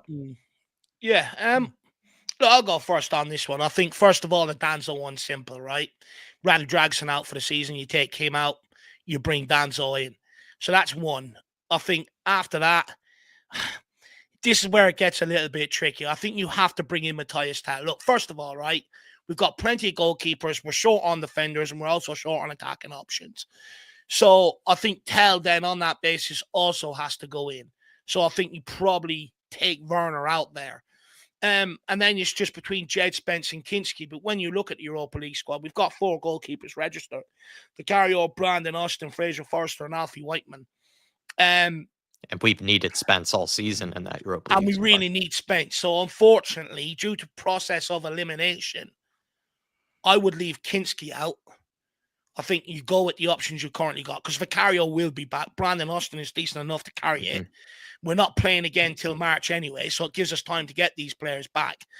And then I think depending on the Van der Ven news, if Van der Ven's out for the season, I think potentially then he comes out with Spence coming in. If not, I think you might see either. I think it will have to be Fraser Forster coming out and Jed Spence coming in. Sam and Tron, do we agree with Dave's process of elimination, or would you do Yeah. something differently? Isn't Danso homegrown? So does that make it a bit No. different then? For the Premier League, not for Europa. Just for the all right. No, I would have to agree with you, Dave, for that. I mean, I would have. I mean, I need Spence in there. Kinski would have to be the one you. Do we think Andrew's going to put him in again though? Because Andrew's already okay to leave him out. Surely now he can't, right? Surely he can't now. I think he's realised he's mucked up. I think he realised he cocked up a little bit. So I think Spence does go in there. Look, I would love Kinski in there, but you're going to have somebody's going to be sacrificed. I think it will be Kinski. But, we don't know. But, yeah, I agree with you, Dave, for what you say. I couldn't really change it if I wanted to be fair. And, Sam, I saw you nodding your head, so it sounds like you came to the same conclusion. Yeah, I mean, I'm pretty sure Dave just read out my message that I put in the group chat yesterday, to be honest. I agree with that wholeheartedly. I don't think there's anything that he missed out that I really need to say. I think everything he said there is correct. I mean, obviously, Van der Ven is the unknown at the moment. I think the main thing is that, as Dave said, we've got 4 goalkeepers.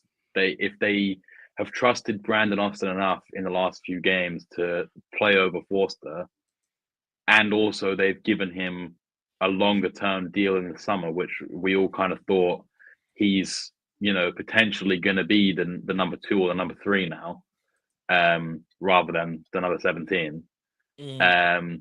He deserves his spot. I just think that Kinski, it will be a shame, especially if we do win the Europa League. I mean, that will be a tough one to take for any player that misses out, right? But I just think that as a young goalkeeper, 21, in a squad that has so many goalkeepers, and you need to keep Whiteman and Austin in for the homegrown aspect, the club trained. I just think that it makes the most sense for Kinski to miss out. And I've seen some people saying maybe that you don't register Odeberg because we've had so many conflicting reports on whether his injury is going to be sort of more long term, or it's going to be. I've seen some saying that it's going to be March he'll be back. So look, you just don't know. But I think that having more attackers rather than more goalkeepers is more important. And like, even when you look at, someone was saying we'd have 5 wingers or something, but it's like when you look at it, it's like Tel and Son can both play up front, so they're cover for both those positions. Kulusevski can play in the middle, and then the rest of them are wingers, fine. But those 3 players that I've just mentioned, they're not just there to make up the numbers for being wing options. They are there to be versatile, right? So I just think, why would you have 4 goalkeepers when you can have those options? Yeah. I mean, I think I agree with Dave's deduction as well. It just sounds like maybe, according to Sam, Dave needs to cite his sources maybe next time when answering these questions. Last question of the evening then, and then we'll get to the members ones. Really appreciate all the support that's come in. Thank you guys for being in here with us. Smash the like button if you haven't already. But Spurs have failed to technically attract some players, over the window. They needed to bring in, maybe some big high-level players, some more experienced players. We failed to bring in Kolo Muani, failed to bring in Fikayo Tomori. Axel Disasi, rejected us. Not too sure if how we feel on that one. But even Mathys Tel, who eventually came, did reject us at first before doing that U-turn. Are we still an attractive option for players, or are we seeing maybe that sort of status maybe around European football, or at least to players, the player market, is that eroding? Dave, I'll go to you first maybe again, and we'll go around the horn. Yeah, just quickly, Roundtable Talk is just asking about Dane Scarlett. Look, when it comes to Dane Scarlett, I don't know whether we can put one on the B list or not. If we can't, you can still only make 3 changes, which by process of elimination, I think Dane Scarlett will have to miss out. Even if you were to take out Whiteman and bring in Scarlett to keep the homegrown, that still counts as 1 change out your 3. So it doesn't really make sense in that regards. But I do like the thinking about trying to get extra players in there. In terms of how much of a pull we are, Jack, I mean, look, is it eroding? I think it is eroding 100%. You know, I think you look at the amount of rejections we faced this window. Colin Moani, Tamori, Diassi, even Tel had to do a U-turn. I think, you know, a lot of people are no longer convinced by the project at Tottenham Hotspur. And what we're seeing is it's more Ange getting on the phone, getting these guys in because of that personal relationship. And I think it's hard to say right now where we are this January in terms of the league. It's hard to say we are an attractive proposition. You know, we're acting more like Ipswich in terms of the market. You look at Ipswich, look at a lot of the young recruitment they've done from Chelsea, from Man City's academy and stuff like that. We're more acting like that, which goes to show to me we don't have the pull to bring in the more experienced players. You look at us, you know, trying to negotiate last summer for some more of these experienced players. We couldn't get it done. That's why we got so many young players in quick successions, because that's all we know how to do. And that's probably why a lot of our recruitment has gone one way. And the thing is, what I'm worried about is it's being painted as a narrative. Oh, this is what the club want to do. I disagree. I think, yes, Paratici came in here and he made it no secret. He wanted to lower the average age of the squad, but he still brought in players of a certain age, of a certain experience, around your 22s, 23s, 24 years of ages, whereas Johan Lang is going even younger again in terms of 17, 18-year-olds, which shows to me big players don't want to come here and stake their reputation on Tottenham Hotspur. I think it's well known out there now that Tottenham are not a serious club. We will take you so far. But after that, you've got to try and get out of Tottenham to really kick on. And everyone has seen the trouble that Harry Kane has had to try and get out of Tottenham. And I also think that will turn a lot of them off as well in terms of coming here. So I think it's very hard to argue where we sit today that we are a very attractive proposition for these players to come, because if they did, they'd be queuing up here to come. Is the attraction to Spurs eroding, Dermotron? It is. It wasn't always like that. I mean, as a fan, as an older fan, it wasn't always like that. You think Spurs were more attractive back in the day, or I do. They were more attractive as well. Pardon? When we were at White Hart Lane, I reckon we were more attractive as well. I think we were. I think the stadium was a pull. I think Tottenham, what we did in Europe, we won the UEFA Cup in '84. We were an attractive side in the '80s, '90s as well. We attracted Jurgen Klinsmann in '94, '95. We attracted Popescu after the World Cup, 2 Romanian players, and Jurgen Klinsmann. Yeah.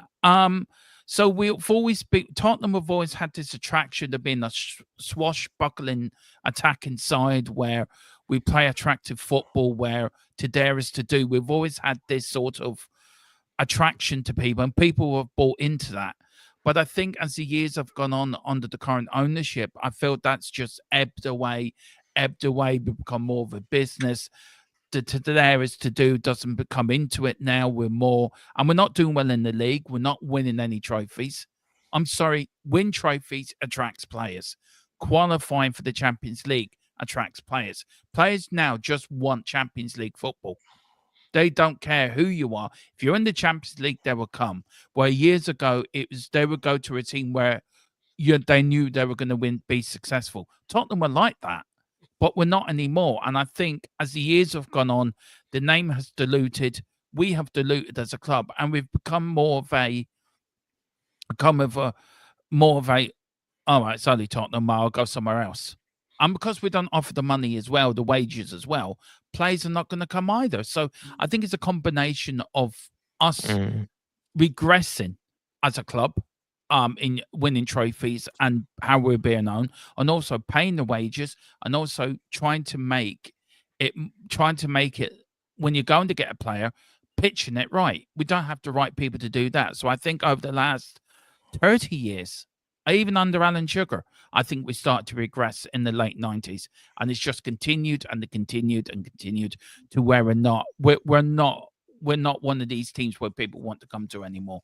Just because we've got a great stadium, it doesn't attract anyone. And I just want to add to what Dermot's saying. Like, you know, I don't have any grand illusions that players are coming to Tottenham to win trophies, but we've always been seen as that stepping stone to your Real Madrids, to teams of that caliber, right? We've always, Man Uniteds and stuff, when they're up there, we've always been seen as that stepping stone. And my concern is players no longer see us as that stepping stone. That's why we were able to pull some rabbits out of the hat in years gone by at Tottenham Hotspur. You even take yourself back to Romero. Romero left the Champions League Atlanta to come to Tottenham Hotspur. You know, we Dejan Kulusevski and Bentancur left Juve to come to Tottenham Hotspur. We're not seeing that now as the years are going on. We're starting to see us struggle to pull players into Tottenham Hotspur. And I just worry that players no longer see us as that stepping stone towards the elite. We weren't always a stepping stone, Dave. That's the problem. Yeah, not back in the day you're talking about, Darmo, but yeah, I'm talking about from 2000 onwards. Yeah, that's the point I'm making. Even up to that, even under Alan Sugar, we weren't a stepping stone. But since Levy and the current ownership took over, I think you're spot on. We have become a stepping stone, and I think that's the problem. And reputations stick. So I didn't mean to cut across you, Dave, but I just wanted to add that to the final point. But good from both of you. Sam, for me, I think we're still attractive to young players, but I'm not too sure if we really hold that same attraction to more experienced players, guys that are looking to maybe, again, sort of finish off their career at still a really, top level club. I'm just not too sure if a 27-year-old, 28-year-old, looking to maybe finish at a high level would want to come to Spurs for a few reasons. I think one of them is you're probably, sadly, the likelihood of trophies, is null at this point, or it's very slim with Spurs, so you're not going to be getting a trophy likely if you're going to come to us at the end of your career.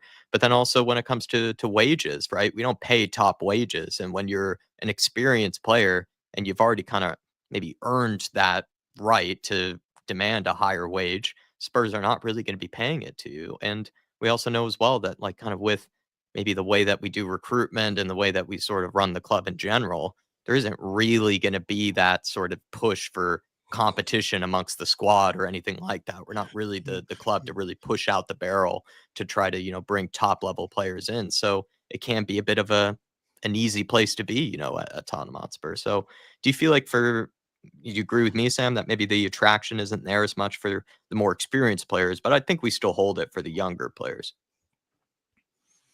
Pause. And yes, I do agree with you. To be honest, kind of since I've been watching football and Spurs, I can't really say that we've ever been more than a stepping stone club. Yeah. I mean, do you agree with Dave? It's faded. Do you think we don't have it anymore, that stepping stone vibe? But I as I say, I can't remember us ever being a club that really attracted big players. The thing is, though, I think when you look at it, up until recently, for the time I've been watching football, Liverpool haven't really been that kind of team either. Mm-hmm. I feel like us as clubs have had to kind of take a punt on a diamond in the rough and, look no further than the greatest diamond in the rough of my time, which is Heung-min Son, right? We've had to unearth talents and nurture talents rather than buy players in. And it's for reasons like you've all mentioned. We don't pay wages and we don't win trophies. I think those kind of are the full reasons. You look at someone like Van Dijk, right? I see all these things saying that Van Dijk wants to leave Liverpool, and the reasons for him leaving is supposedly one because he wants a final payday, but he also wants to win trophies in other leagues. Well, we are offering Van Dijk trophies, but we're also not offering him the 400 grand a week that he wants from another big club.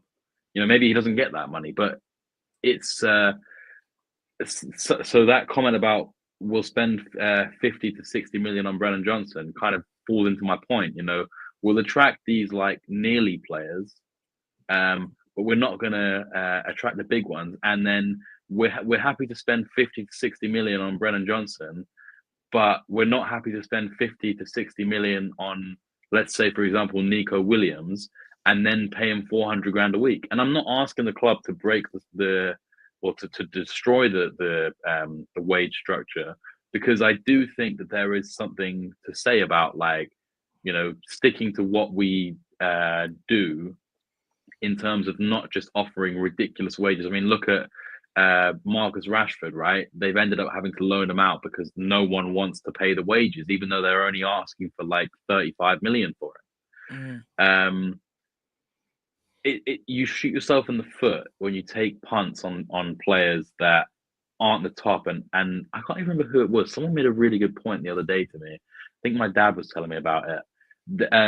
When you look at positions around the world, like actual squad positions, like, you know, right back, centre back, etc., how many of those players would you say are top class? So, you know, you look in the Premier League, there's maybe 3 or 4 players in each position.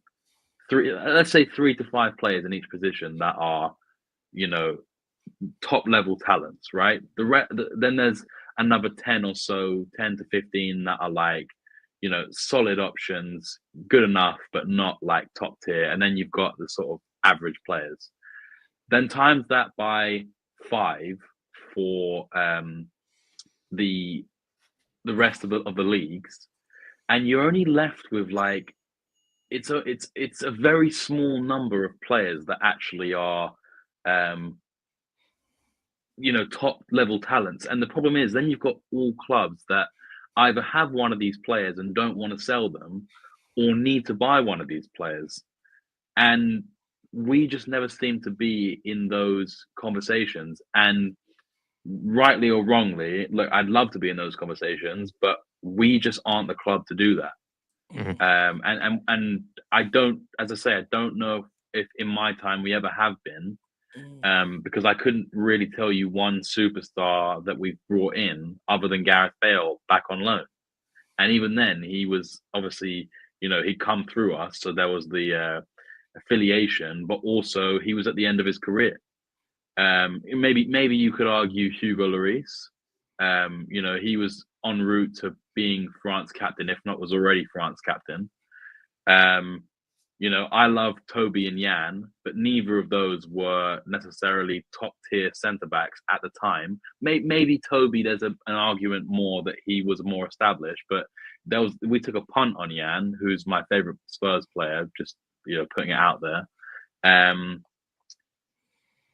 the rest of them, like Moussa Dembele, you wouldn't have said that he was necessarily, you know, the player that everyone thinks he became while he was with us.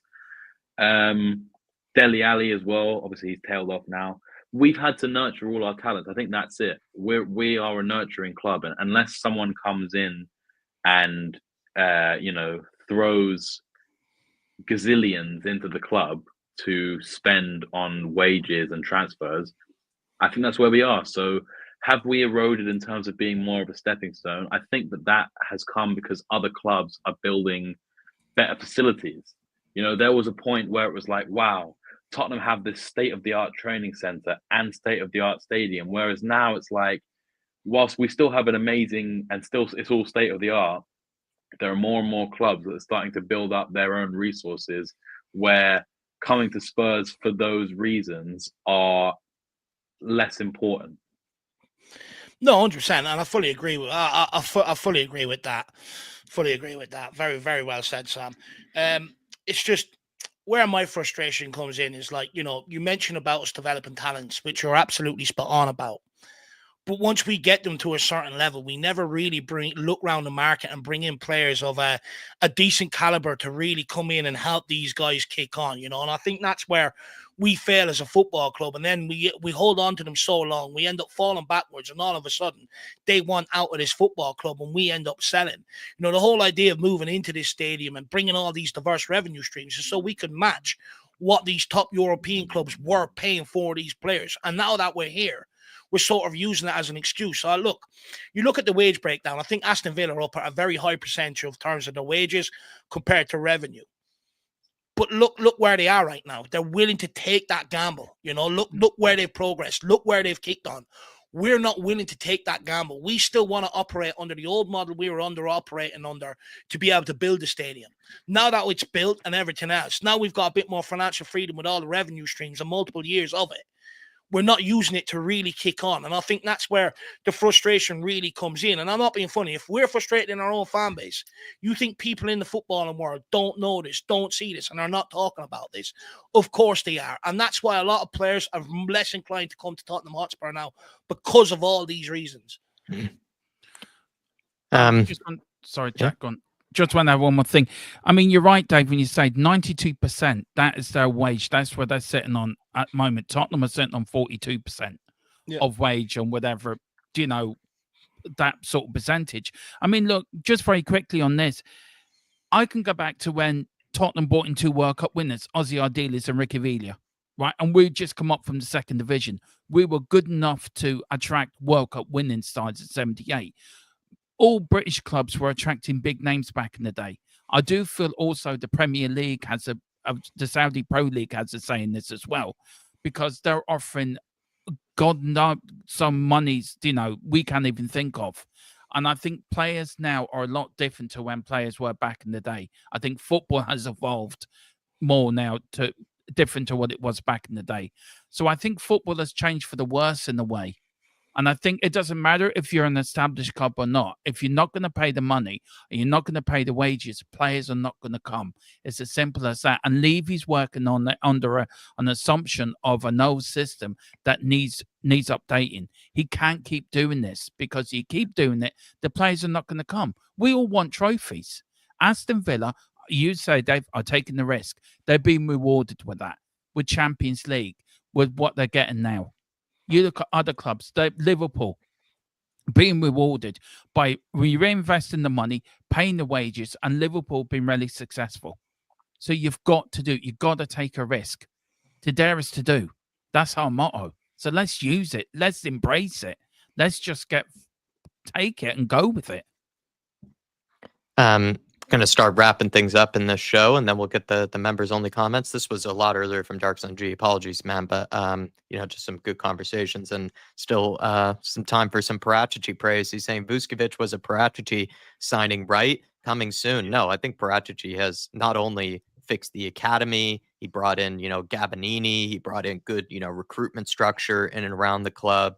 I think he improved the first team dramatically. I think he got rid of a lot of players as well that needed to get rid of. I think he structured deals in a way that suits Levy, but also suits us, where we're bringing in quality players, but kind of in the budget that in a way would sort of satisfy Levy at the same time, and plenty more things. I think I could put out practically an essay on how many things Paratici has done well. And then he also went on to say Paratici is persuasive, not Langa or Levy. If it was Paratici, Tomori, Kolomoani, or maybe other players might have joined us. Paratici and Ange need to work together. Dave, I think this is your point, right? That it's not really about necessarily always the players that Johan Lange has brought in. It's just that he hasn't really negotiated, it seems like, in the manner that we saw Paratici do it. He's not, pushing, clubs to go to our sort of side of things. He's not structuring the deals in certain ways to make everyone happy. He's kind of just coming, empty-handed, basically, leaving these negotiations empty-handed, whereas that wasn't the case with Paratici. Paratici usually came back with something. No, 100%, lad. And, this is the thing, we had Steve Hitchin go out to Milan Fashion Week. Everyone remember that? Going out to get Skriniar done. Just wait, we're the heroes. He came back with Prada shoes for his wife. Absolutely nothing else. It's absolutely embarrassing. And then all of a sudden, excuses started coming out. Oh, Daniel Levy's not flexible with the budgets and shit like that. I also seen something very recently saying about Johan Lang. Look, no excuses. Paratici could operate under Daniel Levy's constraints, supposedly, that he puts on all these people. He could operate under it. He brought players in and her on loan with an obligation to buy, which meant we didn't have to pay for it further down the line. Pulled players in from Champions League clubs into Tottenham who weren't a Champions League club at the time. It's just two different calibers. And I know a lot of people think, oh, Dave, just get behind Ange, back the project, you're being negative. Johan Lang is going to fail Ange Postecoglou. He's already put Ange Postecoglou under massive scrutiny, under massive spotlight this season because of what he didn't do. And that's why I'm going to sit here and continue to highlight it. I know people want me to get behind the business we're bringing in because it's all Ange Postecoglou. It's not. Ange Postecoglou was the last person to have a say on the transfer at Tottenham Hotspur. Everything else is decided. The only thing he gets sometimes is the phone call. That's it. It's the way our scouting model is set up. And I'm going to keep highlighting the lack of business we're doing because Lang is facing, is throwing Ange Postecoglou under the bus. Steve T, I know you're a big fan of Postecoglou, and I know you said earlier on I need to be positive. But I can't be positive if I see them failing Ange Postecoglou. I said it in the summer. I says, Ange will be lucky to finish out this second season with the business we've done. Yeah, everyone in the summer told me, be positive. What's it getting you? It's getting you absolutely nowhere. I'm calling out Johan Lang. He has held this club. He's forcing us backwards. The last transfer window Paratici conducted, we finished in that season 5th off the back of it. Johan Lang had a massive opportunity in the January transfer window to help kick us on when we were, again, some was at the Asian Cup, Sarah and Basuma at AFCON. We had a lot of injuries. He failed to do it. Okay, we still finished 5th that season. Kick on this summer. Failed to do it. This January, we need players of experience, players to really come in and kick on, learn your lessons from the summer. Again, failed to do it. And that's why I am not going to get behind Johan Lang. It's not my opinion. It's nothing to do with Postecoglou. I've stated this before. I believe in Postecoglou and his abilities, but a manager is only as good as the tools or the players you give him to work with. And that's where this football club is letting him down. And I would love to see Paratici back in with Ange Postecoglou in the summer. Paratici just was also able to work with the budget that Daniel Levy gave him. Whether you think Levy spends enough money or not, it is money, that he's, giving these guys to work with. And Paratici was able to get the most of the money that he had available to him, where it feels like Johan Lange is spending kind of a lot of money, but not necessarily getting everything through the door that we need as well. Darkson G. That's just how I personally see it here. I just want to say, if anybody could smash the like button, still well over 200 in the house, so please smash it. Looks like close to over 100 have, but if you haven't, please do so. Also follow Sam on Twitter, please. Everybody's been very kind to show up very consistently for these shows, so I think he deserves something in return. But please, everybody, follow Sam and also subscribe to the Dermatron. And like I said, also, if you are a member, last chance, get in your last minute members questions if you would like. Someone just said we son some young Irish kid. Let me know the name. If this is the name, Mason Melia. Yeah, it's true. Look, he is very, very. If that's true, is that true? Is it Mason Melia? Yeah, it happened while we were live. It's not confirmed yet. Right. Well, this guy is extremely talented, and what I will say is, he's been around Celtic's ground. He's been around a lot of the big teams in Europe, around their training grounds, being shown around. He's basically using what he's got and going on a tour all around Europe. And the biggest of clubs are interested in this guy. And the reason why, just quickly, he's 15. He was 15 years of age, stepped into the Irish Senior League, made an impact, continued following that up this season with more goals again this season. And, yes, the Irish League isn't of great standard, but it's not very often you see a 15, 16-year-old walk in and have that sort of impact. And that's why we're after him. He also comes from the same club as Josh Keeley, if I'm correct. Is it St. Patrick Leg? So he also comes from that club, and they do produce a lot of good young players. So that's a little bit behind Mason Melia and why we're interested. Now, I have seen reports ages ago saying that Tottenham already have this wrapped up, months ago. But let's wait and see, because since then I've seen reports of them going around to Celtic, clubs in Italy, clubs in Germany, clubs in Spain, other clubs in England. So let's wait and see. But is he going to be ready to come in and impact straight away? No, he'll probably go into the under-21s, a few loan moves before you see him, because English football, even academy level, is a huge step up from the League of Ireland. This also, though, further validates, though, maybe, again, Spurs. Do we still have that attraction for the more experienced players? I'm not sold on that, but with the younger players, if we brought in somebody of Melia's quality, Dave, or Melia's quality, maybe it speaks to the young players still being very convinced by. Apparently, I'm just seeing Spurs have tweeted that, you thought we were done, with an eye emoji, and they're holding a shirt. So they've not officially said it's Melia, but all the links are saying that it was, and their Spurs are basically saying we've signed someone. So we'll see. It's a 5-year deal running from Jan 2026, and it runs until 2031. That's what he signed. Apparently, people are saying it's 1.6 million feet paid, which is probably about right as well, in terms of from the League of Ireland. But don't expect this guy to come in and hit the ground running up front next season and bang 20 goals. It ain't going to happen. So many people wanting to show Paratici praise tonight, and Dave and I definitely are happy to do so. Yeah, it's nice. We used to get abused for our takes on Paratici, you know, I used to get ridiculed and stuff. So it's good that people are starting to see a bit of clarity. Fazzy Radfar saying Paratici would have landed all 3 plus more, no doubt. And Fazzy Radfar showing praise for Paratici, and Dark Sun G, something to a similar vein, saying Paratici had 5 signings in one position ready, which means backups were ready. Longa operates like you're the only one I think about. And if you say no, then there's no backup option. Mm-hmm. Have you gotten that impression, Sam, when doing, kind of the comparisons between Paratici and Johan Lange, that maybe with Paratici, it has felt like there always was someone else that we were able to go after in case maybe the so-called number one target wasn't, achieved. We had these other guys that we were apparently looking at. Whereas with Johan Lange, he's kept us very much in the dark, but it's also, the signings haven't necessarily happened, very speedily at the same time. So would you agree with kind of the narrative that Paratici, the whole spinning multiple plates thing, did actually benefit us? Of course it did. Yeah, look, I think it left clubs in a bit of a position where they had to basically stop, it was clubs can be all fart and no shit, right? And they could just keep pretending that they want to sell the player or don't want to sell the player and try and hike the prices up until it gets to a point where our bold overlord, basically says, "No, this deal's not worth doing anyway," which is apparently what's been happening in the window. I've seen some reports saying that deals were sort of being made in the background and Levy said no to them. Whether you believe that or not, that's kind of up to you.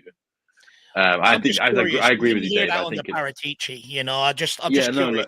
Seem to hear that a lot under director of footballs that seem to get their business wrong at Tottenham. Yeah, no, look, I agree with you. I don't really buy into it. I'm just putting out the sort of narrative that's out there. Yeah. I think that Paratici would have. It's all speculation. You don't know anything for certain, but I think that Paratici would have been able to get deals that we wanted over the line faster than Lang has. And I think that you only really have to look at the fact that, as you say, it took to literally the last 2-3 days of the window for us to sign someone. And I think that people in the comments are saying, "Oh, they signed 3 players. What do you want them to do?" And it's like, okay, yes, we signed 3 players, but if you take Tel away, and I know you can say, well, you can't take Tel away because we signed him, but it's like we signed him kind of by luck, in my opinion, right? All the pieces kind of fell into place for Tel to come to Spurs. But that doesn't mean I'm any less excited for him to be here. I'm just looking at how it is. From what we were told, if he was leaving Bayern, he only wanted to go to Man United for whatever reason. I guess they're a big club, apparently. But they, for some reason, that deal fell through. And after rejecting us, he's ended up at us. So if Tel ends up going to United, how do you look at the window with a replacement goalkeeper and a centre-back who maybe when everyone's fit doesn't start? How does that kind of look to you when we're looking at the balance of the window and saying whether it was a good window or not? And as I said, I'm not saying that I don't rate Kinski and Danso. I'm just merely pointing out facts. Like, are those, supposed backups worth the high rating some people seem to be giving the window, or is there a bit more context needed to say, the window could have been better? I think also just in terms of Johan Lang and Paratici, I think it's well documented out there how they operate. It's available in articles. All people have to do is go and type it in and research it and fact check me. But Paratici isn't. We were told this when he came in. He spins 10 plates. He's negotiating with 4 or 5 different clubs for players in the same position to try and get the best deal, so you're not being extorted in the market. And he uses a lot of the agents and a lot of this press to use smoke screens so nobody actually knows where we're operating. If you take your mind back, it used to drive people absolutely mad because we'd be linked with this player, that player, and everything else. But often we'd end up bringing a player that wasn't even in the press. And that's because Paratici knows how to operate. You go back to Johan Lang and how he operates, and again, people can fact check me, it's out there. He doesn't let anything get out of the club, which means when he goes to negotiate for a player, everyone knows he's not spinning any other plates. Everyone knows it. So all of a sudden they go pay us or go home. You even go back. Steve Hitchen and Daniel Levy went out to get Skriniar, came back empty-handed. Johan Lang, Daniel Levy, flew out to Bayern Munich like the Avengers. We're coming back with Tel. They couldn't do it. Ange Postecoglou, the guy that they're thinking about sacking, was the guy that brought Tel in. Under Paratici, I don't remember Daniel Levy flying out anywhere with the director of football and coming back empty-handed. Do you, Jack? Says everything we need to know then, right?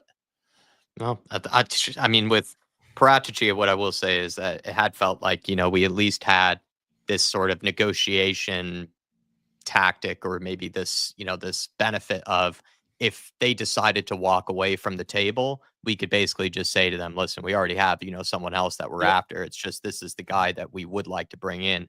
Can you make this happen for us? And if they decide to walk away, that's fine. We'll just bring in somebody else, basically.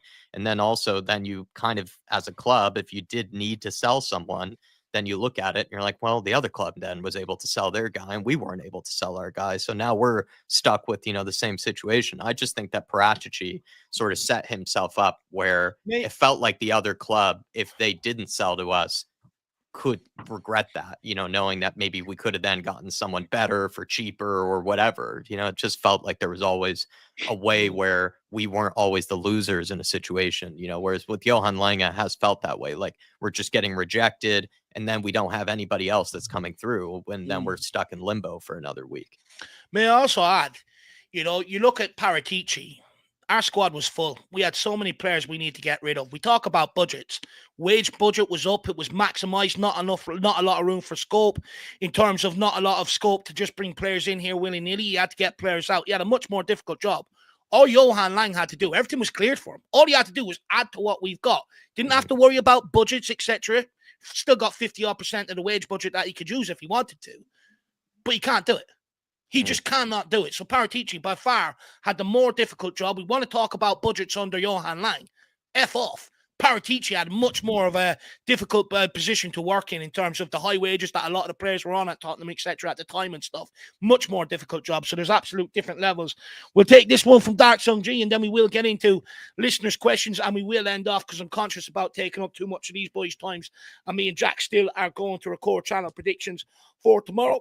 Dark Sung G also says, for example, Paratici, if he heard, let me get back to you like tomorrow, Call Mawani did. Paratici replies, fine, we have someone else ready to go. So good day to you. Absolutely spot on. And that's another thing, we weren't being held ransom by players. Exactly. We weren't being as publicly rejected, by players as we've seen this January transfer window and stuff like that. You're absolutely spot on, Dark Sung G. It's just like, you don't want to come, fine, we've got 4 other guys lined up that do. Which one is the best out of these? Whereas, I just don't think that's the case under Johan Lang whatsoever. So you're absolutely spot on, my man. Absolutely spot on. But guys, we are going to go into the members' questions now. We will bring them up if you can. Make sure you run the likes up as we're going through these. We'll fly through them quickly. Ryan Trestane with the first one.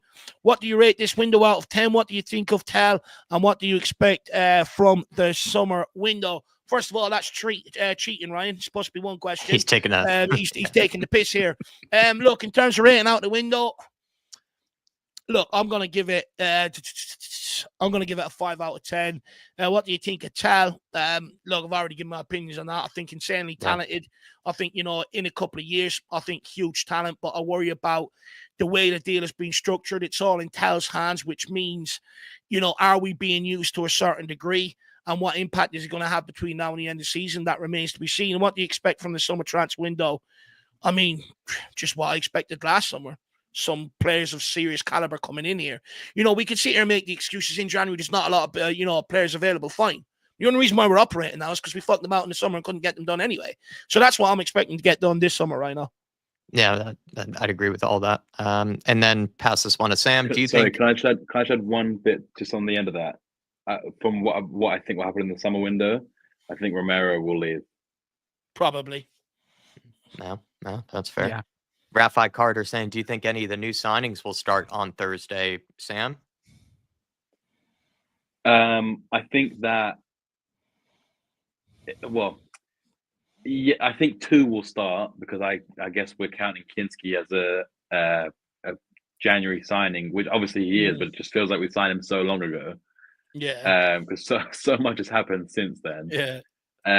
But yeah, I think Kinski and Danso will start on the weekend. On Thursday.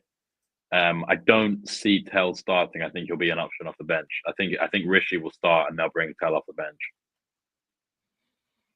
Fair. And, yeah, I'm not too sure whether Tel will start. I don't even think Danso will start. I think it will be a quite familiar team to what we've been used to the past few weeks, but probably both of them will be on the bench is what I'd expect. But Kinski will start. Drop kick your teacher. What's everyone's stance on Ange's future? I don't see how he survives if we lose to Liverpool and Villa. There is that to think about, Dermatron. Like a lot of people think Ange's future is still tied down to these cup games. Would you agree with that? Or do you think Ange is safe if we even were to get knocked out of them? Look, the next 72 hours on from Thursday is going to be vital. It's going to define our season one way or the other. But I think Ange will be safe until the end of the season. If they were going to sack him, they would have sacked him during the run of defeat. So I think Ange is now safe for the season. Look, I just want something from Ange to get behind, to hang on to. I haven't lost faith in them. I was just You're not Ange out a few weeks ago.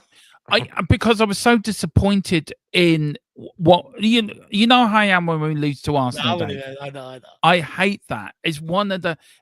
I hate losing games. I hate losing, and you get so down. But I want something to hang on to. So look, I think he's here to the rest of the season. But yeah, that's my opinion, Jack. But we're going to win anyway, so it's not going to bother anyone. We're going to beat Liverpool, we're going to beat Villa, and we're going to win both cups. So what's everyone? Let's get started. Let's get celebrating. Come on. And he says, do you think Sunday was an outlier? Because let's be honest, on a different day, we either lose or get a draw if Brentford have their shooting boots on. Do you believe we will go on a league run now? Look, on that, I can understand what RST is saying. You know, you look at our run before that, it hasn't been great. I think the last one in the Premier League before that dates all the way back to Southampton, right? But, you know, look, you got to start somewhere, and sometimes you just got to get over the line by hook or crook. All of a sudden, that can relieve all of the attention, you know, that's around the place, all the maybe naivety and scaredness that's around the place because of what's gone on and stuff. And all of a sudden, you can just give you that renewed sense of confidence, or almost, you know, lift the weight off absolutely everybody. It's really hard to know right now, RST, to be fair. But I would argue, I think we played well. I think we controlled the game in the first half. Second half, you know, I think maybe was a part of that game plan to maybe execute what we're going to try and do against Liverpool. Sit in, soak it up. You've seen Kinski go long a lot of times with the ball in the second half. I just wonder where they're trying to put into practice what they're maybe going to try and do against Liverpool, which is maybe sit there and play on the counter-attack. But I'll be brutally honest. Yeah, Johan Wissa had that really bad miss. To a large degree, I think everybody put their body on the line and actually blocked a lot of what Brentford threw at us, to be fair. Yeah. And then lastly, what's everyone's dinner plans? Love roast dinner. Chicken roast dinner. Can't wait. That's why I want to end. I'm starving. I can smell it now and I want to go and eat. No idea yet. Sammy, can you give a dinner plan? Tuesday's often fish fingers for me, so I think that's what I'll have to get down with. You want these child fish fingers or ketchup, yeah? No, I'm actually a bit more of a salad cream guy with my fish fingers. Oh, I do like salad cream. Yes, Sam. Yeah. Yes, lad. I'm all over that. Huge improvement. Actually, what do you have with the fish fingers, just quickly, Sam? Normally I have mashed potatoes, to be honest, but I had mashed potato yesterday, so I'll have to see what I've got in the fridge. It might just be some salad day if I'm trying to slim down the waistline. Yeah, I don't think you need to slim down the waistline, Sam. I look at you. You're free. No, not a pick on you compared to the likes of me, my man. But look, salad is not a bad option with salad cream, to be fair. If you are going mash, I would recommend maybe throwing some baked beans on that. That would be very, very nice. Dermo, what's your dinner plans? Pre-birthday takeaways. That's my birthday tomorrow, so the missus get me takeaway tonight for my birthday tomorrow. So yeah, having a kebab and chips and a battered sausage. That's what I'm having for dinner tonight. Kebab, chips and battered sausage. You know what? That sounds absolute.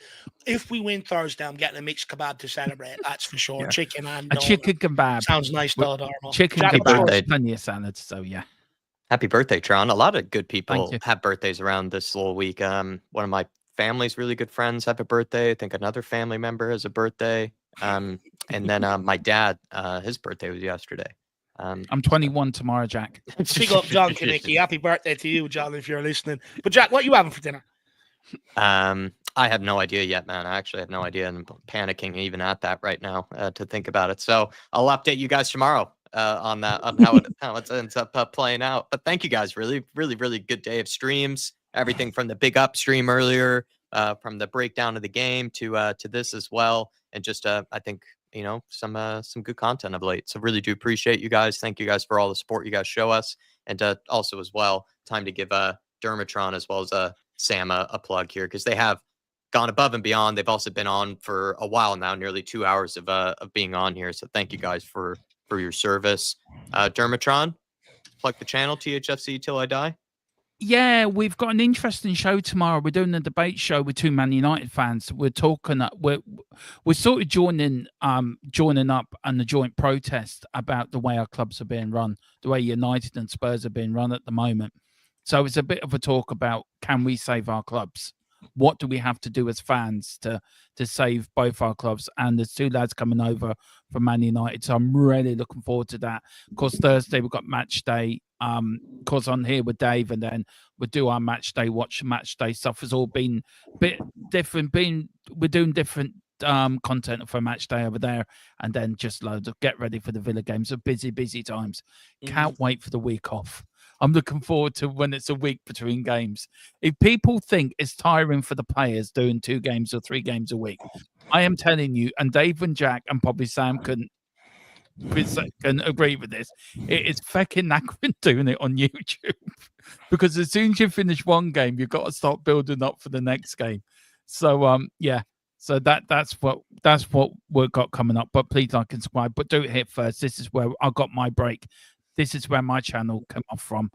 And yeah, so thanks a lot for the like here. And big up, Sam. First time I did a show with you, man. Really excited about that and really enjoyed doing it with you, man. So well done. I really loved that.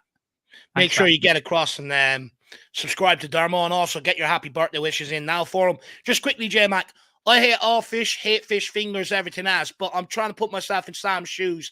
But, put chicken dippers in there instead of fish fingers. And, chicken dippers, mash, and beans is quite nice. So I assume it could be the same with the beans. But Sam, we do love, your Twitter account. You try and get the engagement out there. You also promote our shows, which is very nice of you, my man. Why do people need to get over there and engage with you? Look, I just say it how I see it. If you don't agree with me, that's fine. I'll engage with you. Maybe I'll even call you a few names under the sun.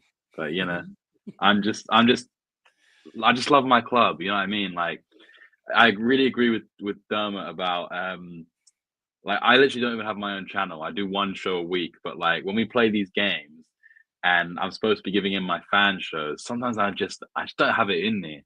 I'm like so taken out by like what I've seen, or like just so tired that it really like adds to a level of like, I can't think of the word right now, but I what you guys do, like the amount of content you guys put out is it's very commendable, especially in the dark times that we've been in over the last few months. So I can see in the chat, like, everyone really appreciates you, and as I say all the time, you gave me my door into the podcast scene, so I'll never forget what you guys have done for me. Dermo, I agree. I have always wanted to get on with you. I'm disappointed that we didn't get any match predictions, because I was hoping for a 3-0 Liverpool loss, as in Liverpool to lose, Spurs to win 3-0. No, 4-0, Sam. 4-0. 3-0, so you have to go 4-0. 4-0. Well, 4-0 with the aggregate scoreline. But yeah, no, great to get on with you as well. And yeah, look, guys in the chat, it's been a pleasure, mostly. And look to see you all again soon. Hopefully we can get over the line in the next couple games, and the form starts to pick up, and these players come in and do a job. So come on, you Spurs. Great send off, Sam. Well done as well on this show. Very well done. I just want to say thank you to you. You know, these Thursday nights wouldn't be possible without you as well. You know, always driving it behind the scenes, guys, we on tonight and stuff like that. So a massive thank you to you likewise, Sam. You know, it really means a lot that you're willing to give up every Tuesday for us. By the way, people that don't know, this guy works in London. We all know how much of a nightmare it is to try and get out of there. And he still tries to get back. And as soon as he's in, fucks dinner off, shower, everything else, he comes straight on here to talk Tottenham. So guys, make sure you appreciate Sam's efforts for these shows. It really is a lot. Although I do wreck his head on pro clubs. I know that's for sure. But look, you know, that's fun. I do like pro clubs. But guys, I think that's it from us. I think we're going to wrap it up here this evening. Moondog has come in with a happy birthday for Dermo. Big up, Moondog. Very, very kind of you. And, you know, there's a lot of happy birthdays in there for you, Dermo. So it shows the measure of respect, you know, for you as well on here. Guys, I want to say a massive thank you for everybody tuning in. You know, it's not an easy one to get through. Everyone has difference of opinions, different thoughts. But, you know, from what I can see, we've all got through it without falling out with each other and stuff like that. So a massive thank you to everybody that's tuned in at home. I want to say a massive thank you to people that have gone the extra mile today, the likes of Kulu's Elusive Foot, Monoal, great name, and then Dark Sun G as well. Really appreciate the support. Peter Kagayas as well, my man. Very, very kind of you. Faz Radfar as well, Moondog, and Dark Sun G. Really appreciate it, guys. Really, really do. And look, you know, the content doesn't stop here. Look out for your channel predictions tomorrow. You know, you'll also get your you'll also get your predicted lineup for Thursday morning ahead of the game, along with the pre-match build-up on the watch-along, and then also your fan show tomorrow night. Just quickly, with the fan show, we'll be going at 6:30 tomorrow night instead of 7 because I have to be off by 9 o'clock because I'm on Last Word on Spurs then, you know, building up to the Liverpool game.